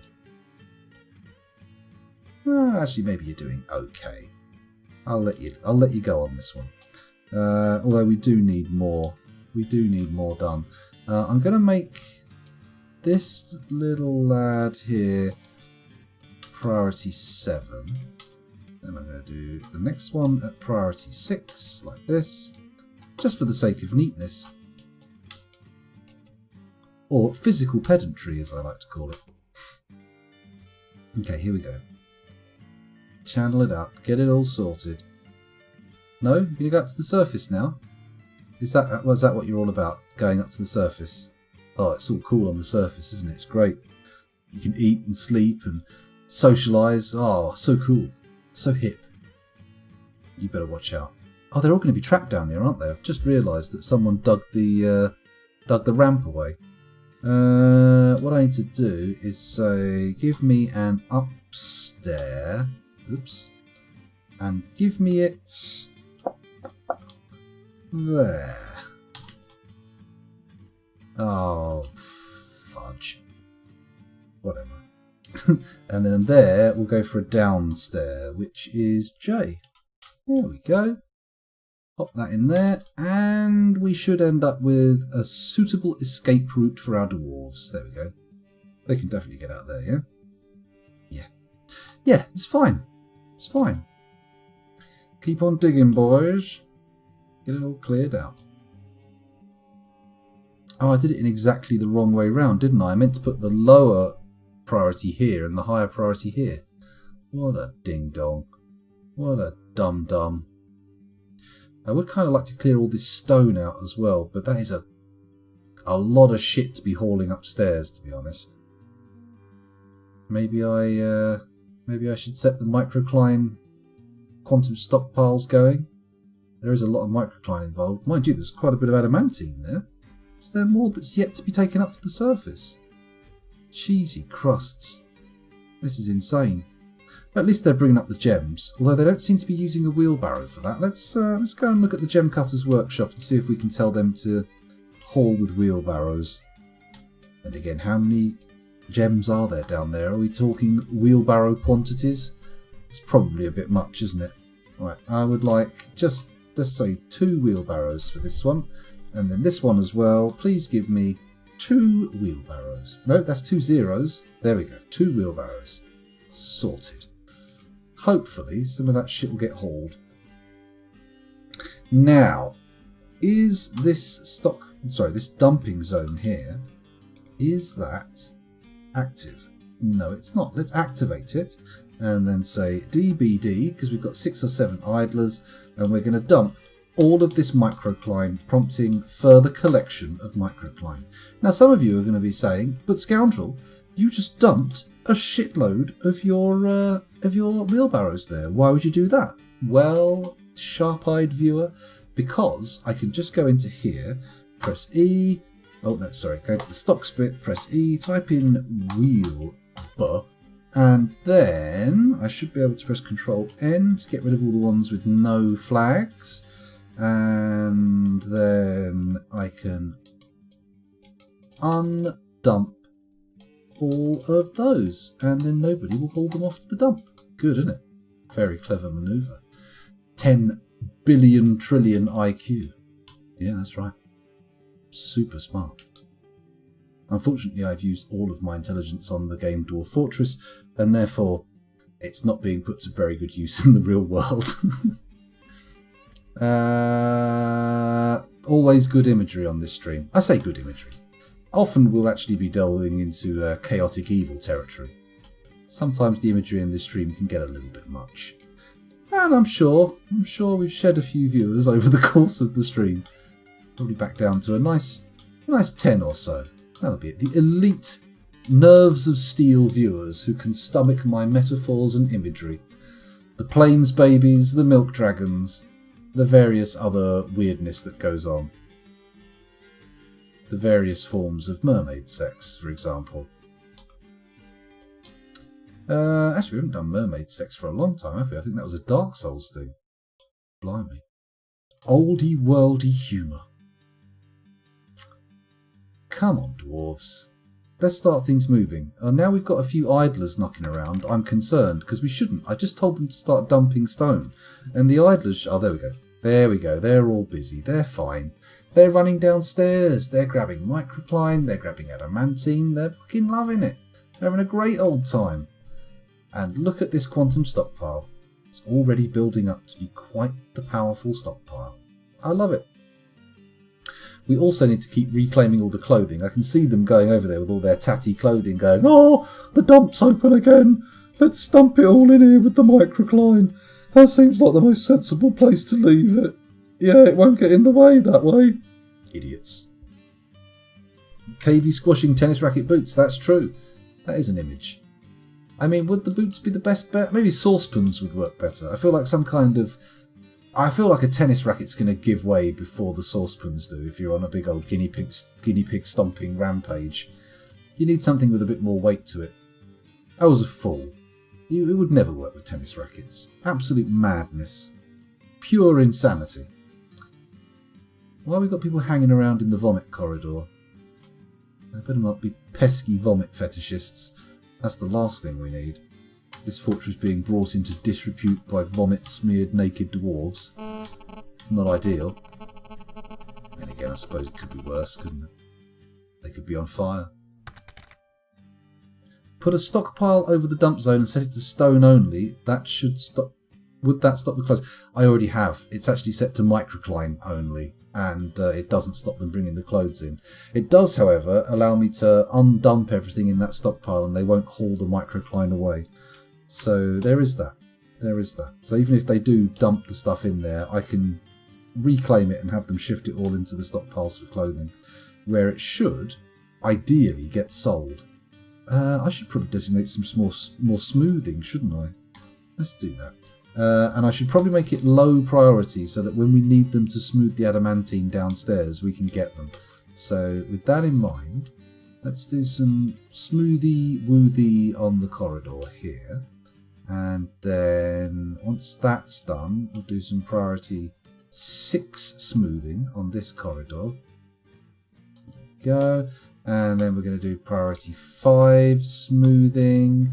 And we're going to start down here and do these 3 rooms. And then priority 4 smoothing for these 3 rooms. Yeah. Priority 3 for the rest up here. Why not? Fuck it. And then 2 and 1 can be reserved for downstairs mining. That's the plan. That's what we're looking for. can see my dwarves taking their adamantine into the crafts dwarves workshops for extraction. That's very good. That's what we want to see. The flow of adamantine from mine wall into goods. Beautiful. Beautiful. Let's go look at the metalworking zone. Are they actually doing much in the way of metalworking? I noticed they put bins in the adamantine stockpile. That could be a problem. Oh, God. If only we could get this hauling sorted. There's so much shit to get moved. Just the microcline alone is an enormous task. Those mines downstairs are causing enormous stockpiles of it to be generated out of sight. And then as soon as I put the orders in for them to collect it, they're like, oh, it's all right. This job should only take about a decade. Don't worry, Gov. Got it covered. I don't know why dwarves have such high-pitched voices. They sound like elves. Terrible. Terrible stuff. Sounding like an elf. Ugh, disgusting. Vile. Right, okay. Should I don't want to give too much attention to the military right now, because I feel like once we start getting the adamantine production line in full swing, and we're producing arms and armour for them, that's the time to start looking into their specifics. Right now, just let them train up their basics. Let them get good with a little bit of leather armour on and no weapons. And then once they've got their fundamentals of combat down, we'll start them properly training. It'll be good in the good armour. Decade being chump change for dwarves, that's true. They do live a long time. What's the life expectancy of a dwarf in Dwarf Fortress? How long do they live? Is it 300 or 400 years or something? I don't know. They do die of old age, don't they? That is a thing. Do they have a hard limit? What's this purple metal? So many questions. Black bronze bars. Ah, yes, of course they're purple. Black bronze. 150 to 180, says Sal, and 150 to 190, says Harold Beaver. Well, that's a very nicely clustered set of data points.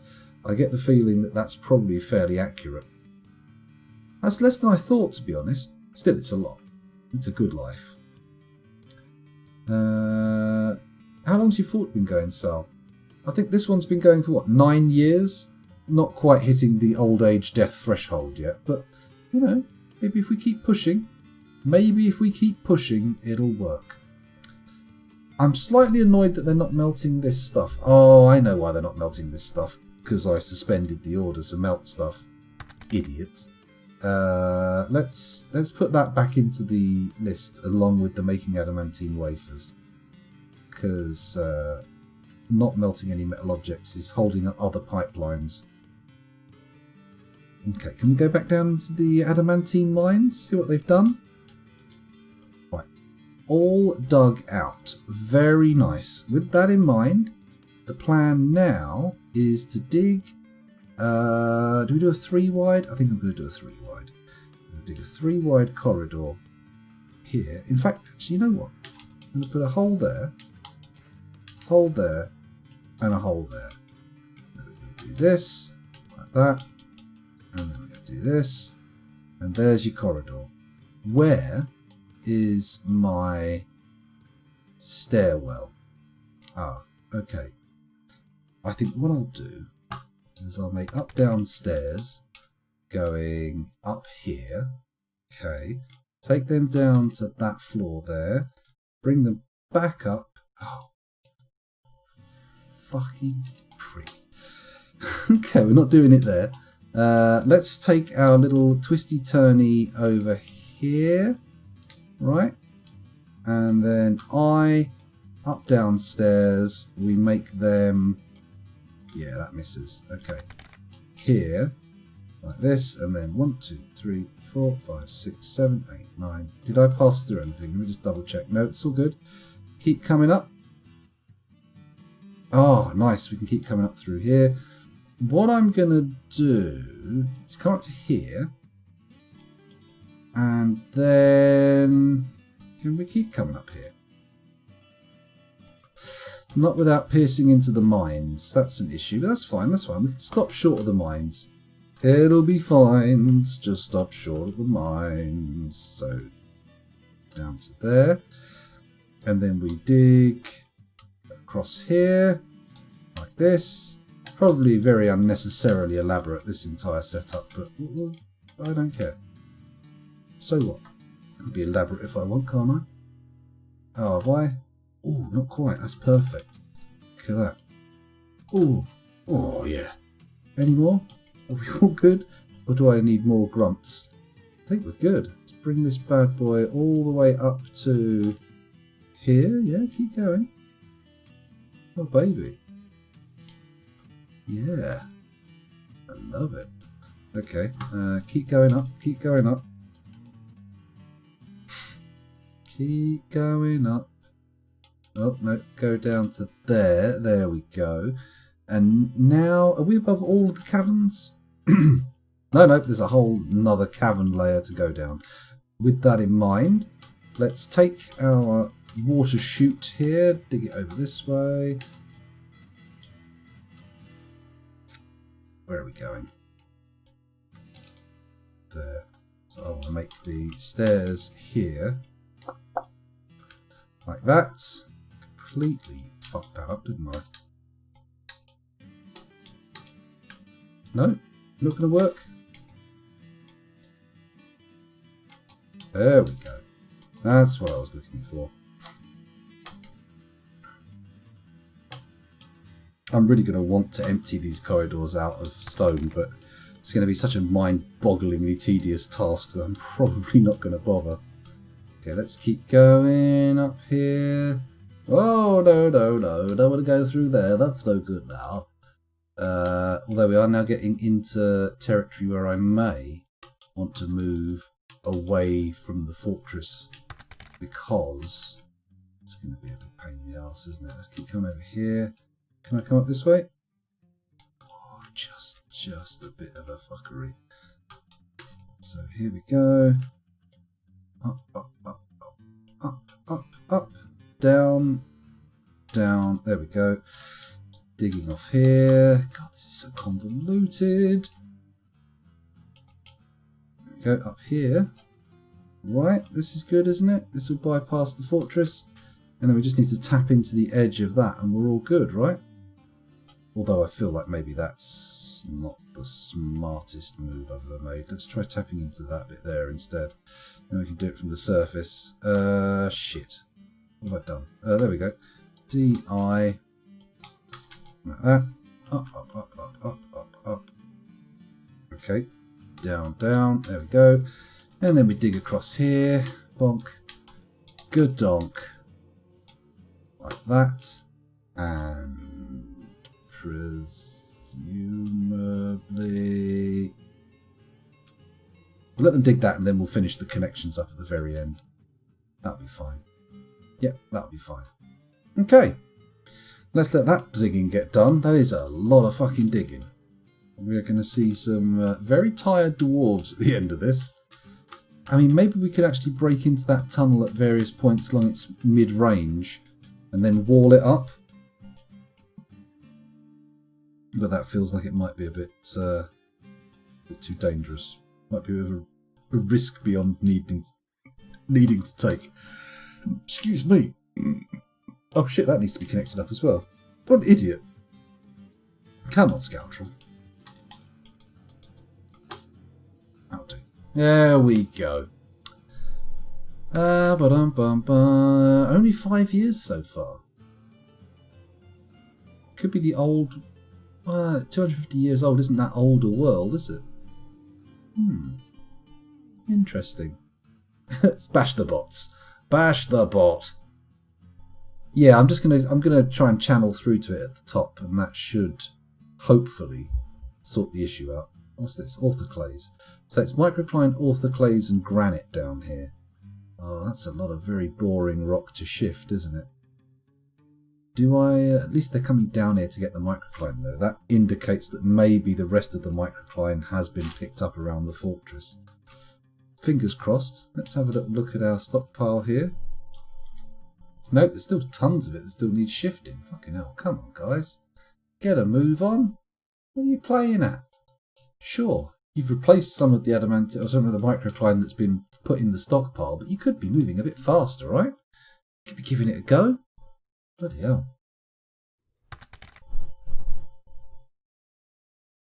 Did you miss your opportunity at free followers? I don't know. What do you mean? I mean, surely there's still people watching, right?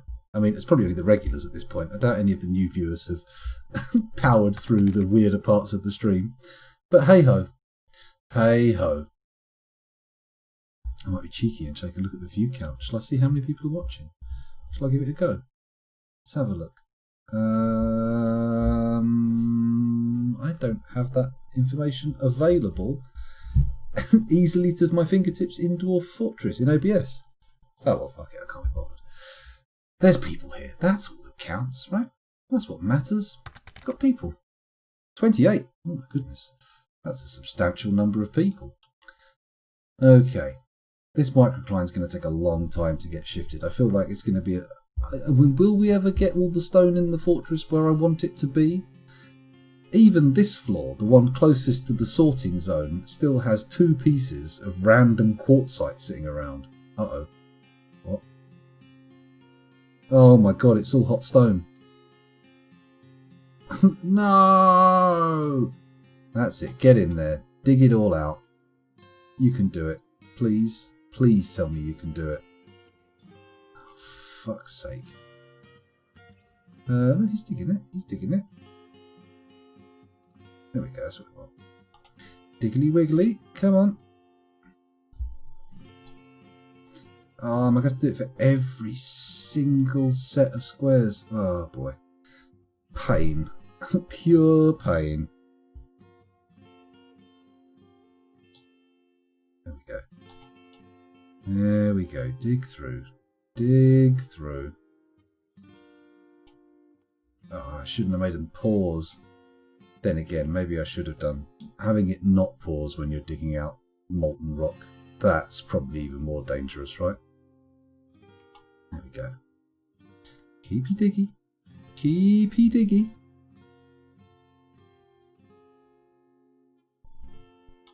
Keep getting to unpause it. I redesignate all the digging. Sure, but unpause it? Nah. Nah, don't bother, scoundrel. Just leave it going as it is. It's fine.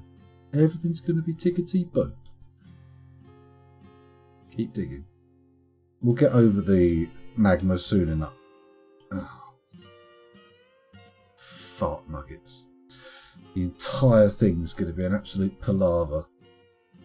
Oh well. Never mind. We only have to do it on this floor. The rest of the floors, it'll all fly by. Nice and easy. The dwarves will just shoot through the stone like butter. Like the stone is butter, not the dwarves are butter. Butter doesn't have any qualities that allow it to shoot through stone. Unless, of course, you make a stone pipe and melt the butter and pour the butter through the stone pipe, in which case the butter will shoot through the stone, no problem whatsoever. Easy peasy. And again, if you're putting melted butter down stone pipes, I would like to ask you, why? What brought this about? How did this become the direction of your life? Melted butter pipes? Really? Is there not a better way to be? Is there not a better way to butter?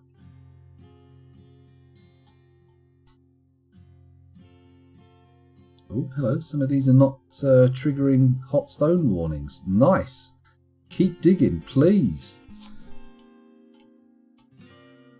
He's still over hot stone, but he's not triggering the warnings for some reason. What's going on there then?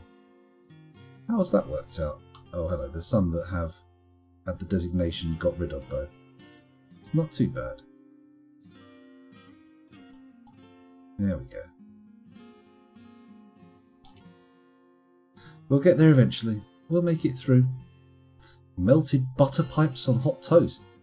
Stone pipes, though. Stone pipes, Sal. You'd shatter your teeth. You'd destroy your dentistry. For what? A little bit of butter? You maniac. You buttery maniac. It's a weird accusation, isn't it? Calling someone a buttery maniac. It seems loaded. It seems like it's got some kind of implications there. Let's dig that out. There we go. Diggy diggy. Clear all the microcline out of the way as quick as you can. There we go. Keeps pausing. That's the main issue, when it pauses. Okay, good. Keep digging, keep digging. You can do it. Never been called a buttery maniac before. Well, I mean, you've never tried to butter toast with a stone pipe before. It's a first time for everything. I don't think I've ever been called a buttery maniac either, now that I think about it. I have called someone a buttery maniac, and I've told the anecdote on stream before. It's definitely a thing I've experienced. Buttermania. This year at Buttermania! Oh! Can you imagine that? Wrestling, but everybody's covered in butter. I mean, it's not that different from actual wrestling, is it? They do like to grease up a bit beforehand, don't they? Or at least it looks like they do. I'm guessing that's mostly sort of professional wrestling lube, right? Some kind of water-based gel? KY wrestling fluid? Rather than an oil-based buttery kind of substance. God, imagine the smell of the locker rooms if they were all actually covered in butter. Oh, it'd be horrendous. Then again, they're changing rooms. They're not known for their beautiful scents, are they? I've never been to a changing room where someone's like, oh, you simply must have a good sniff of this room. It smells delightful. A true pleasure of life. Oh, we're nearly there. We've nearly done this floor. I mean, that does seem to make sense. I would feel like that's the logic they're working with there. But I feel like if you're doing moves where people are like holding you over their head and, you know, slamming you down on the ground, you don't want to be buttery, right? You don't want to be slippery. You want to be fairly grippy. You want them to be able to actually get a hold of you, right? Otherwise, accidents happen that way, right? Maybe I'm wrong. Any professional wrestlers in the audience, do let us know if you prefer to be lubed with butter or other substances. I don't know. Never wrestled. Never wrestled professionally. Actually, I think my first statement might be right. I may never have wrestled. Whoops. Oh, shit. Pressed the wrong damn button. I've got to go back down and... there we go. It's alright. Nobody panic. Everybody calm down. It's going to be fine. Just got a few more little bits of stone to dig out and everything's going to be fan-fucking-tastic. Let's start ordering in some floodgates as well. B... is it X for floodgates? Damn right it's X. Put one floodgate here. Now why not make it out of quartzite? It's good. It would be good for me. And then another one here. There we go. And then we've got to hook them up to a lever and get them open. And that should be good, I reckon. Should be good. Oh my god, it's 10 to 3 already. 10 to 3. We're going and raiding someone soon. Shall I have a quick look on my phone and see who's available for raiding? Let's take a look. My second raid of the day. I can't believe I'm on my second raid. What a mad lad. Ooh, I feel like the end of the stream has become a little bit low energy, hasn't it? I had a moment there earlier on and it's sort of petered out. But hey, it could be worse. I could be on fire. We've got Niridan, and we've got Nico live, and we've got To Be Determined. 3 potential people that we could raid. We've raided Niridan before, haven't we? And Nico live. Not To Be Determined, though. Haven't raided them before. I'll think about it. Oh god, my leg's gone all numb. Arctrek says exclamation mark.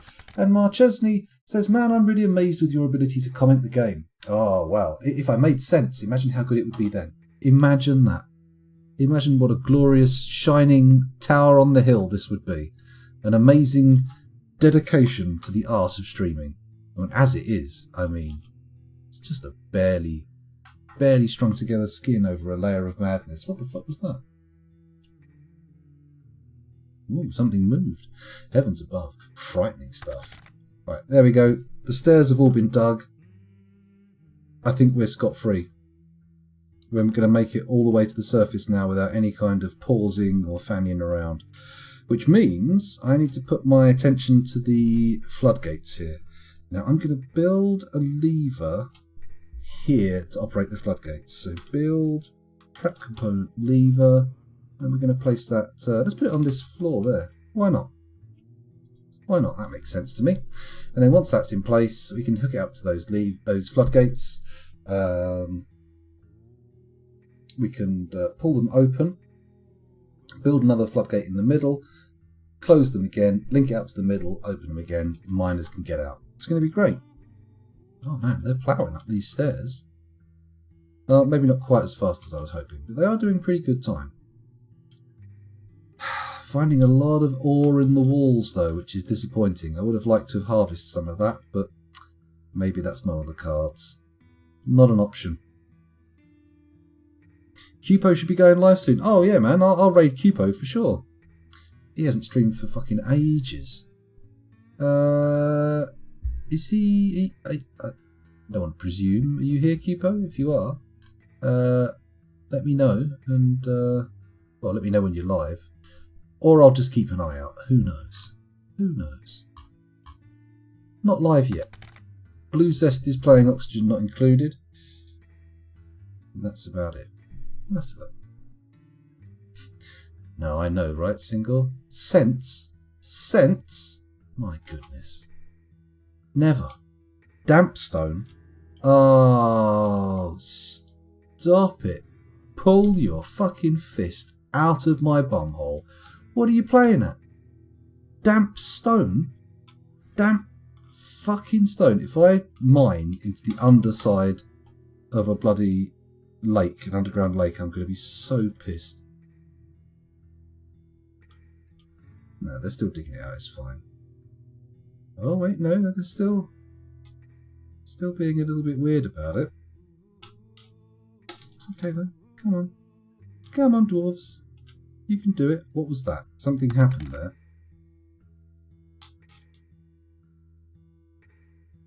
Feels weird, man.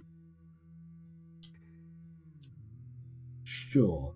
Okay, keep going, keep going, keep digging. Keep digging, don't worry. Nobody panic. Everybody remain seated with your trousers buttoned up. Or not, you know, if you're feeling fat, just undo them. It's alright, it's fine. I won't stop you. I suspect we do have a very strong chance of a flood happening in the near future. But maybe we're safe. Maybe we're safe.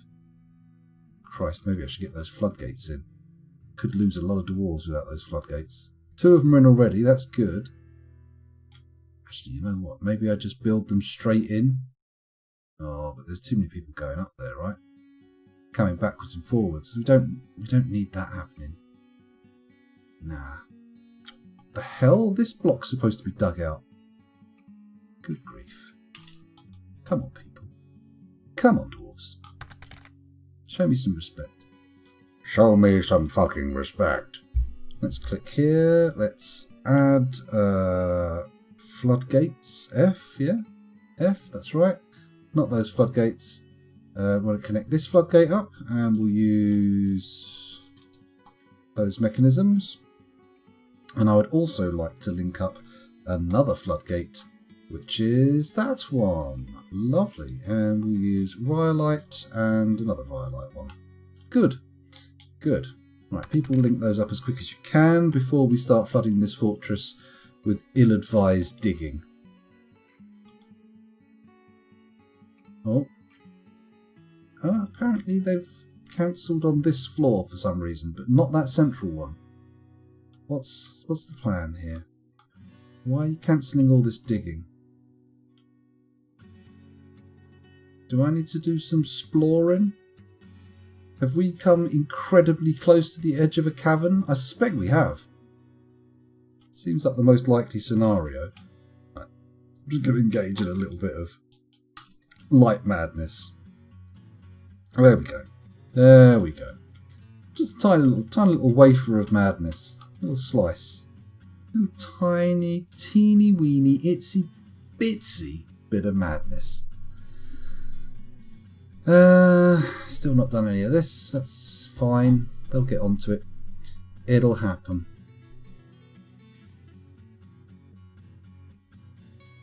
Come on. All the floodgates are in. That's good. They're not connected yet. I mean, I could put the final floodgate in, couldn't I? Sure, it will lock people in there, and if we actually do start causing a breach, well, problems. They've done it again. Okay. Maybe we're just grazing the side of it. Just going through very carefully.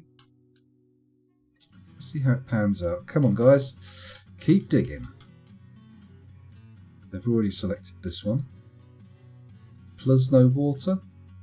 Plus no water. Oh, they've stopped. They've said no, they don't want to do it. It's damp. And I say, damp stone is best stone. Diggy diggy. Diggy diggy. Ooh, diggy diggy. No, you're not going to do it. I'm just going to give up. No more digging whatsoever. Just every time, nah, you refuse. What is this? Why are you deciding to... Why are you denying me? What's the plan once you've finished denying me? Hmm?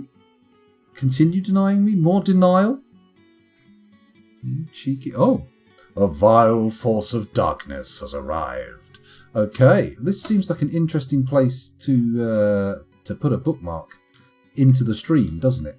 We've got a little goblin horde turning up. Very fancy. Nothing too exciting. Just a casual invasion force. We can pull the lever to lock everybody in. I don't think anybody's outside.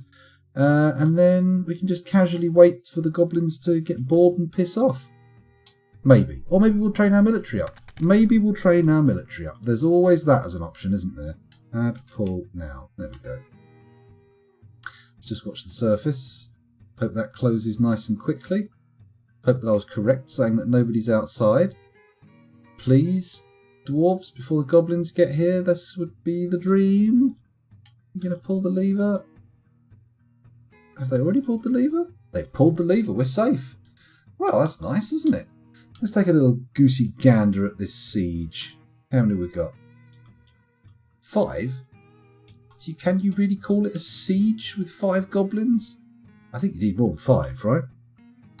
A siege requires at least 100, surely. There must be some formal numbering arrangement with sieges, yeah? Nobody's dug that stone yet. That's okay, though. They'll get round to it. They'll get round to it. Anybody attached this lever yet? Of course not. Why'd they do it that quickly? That would be mind-bogglingly fast. Settle down, scoundrel. Try and cool yourself off. Put the military on alert before you forget. I mean, that's not going to achieve... They can't get in, so... And what do you mean by that? Do you mean set the actual military on alert, or are you saying set an alert so everybody runs inside? Because that's redundant. Everyone's inside already, right? Oh, okay. I was just late to the party on that comment, which is fair. Hey, another cavey's dead.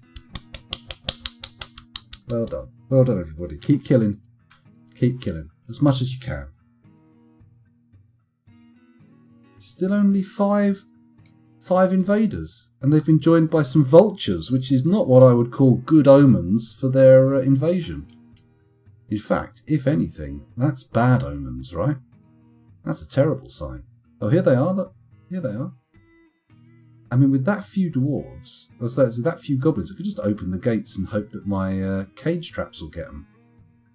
Then again, if they form a line along the near wall, they're just going to get straight through. 3 of them will get captured, the other 2 will get in. And we know how much damage a couple of goblins can cause, don't we? Are they shooting at their own guy? I think they are.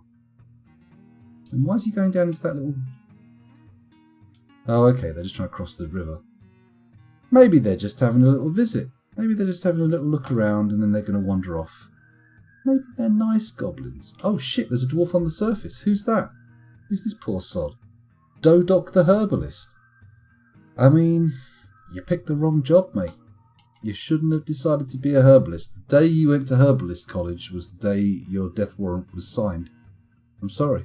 There's nothing I can do about it. You're going to have to die. It's tragic, but I'll get over it. Okay, so what have we got going on around here? Has anybody actually pulled the lever downstairs that we need pulling? Or are they all playing silly buggers? Connected? Not connected.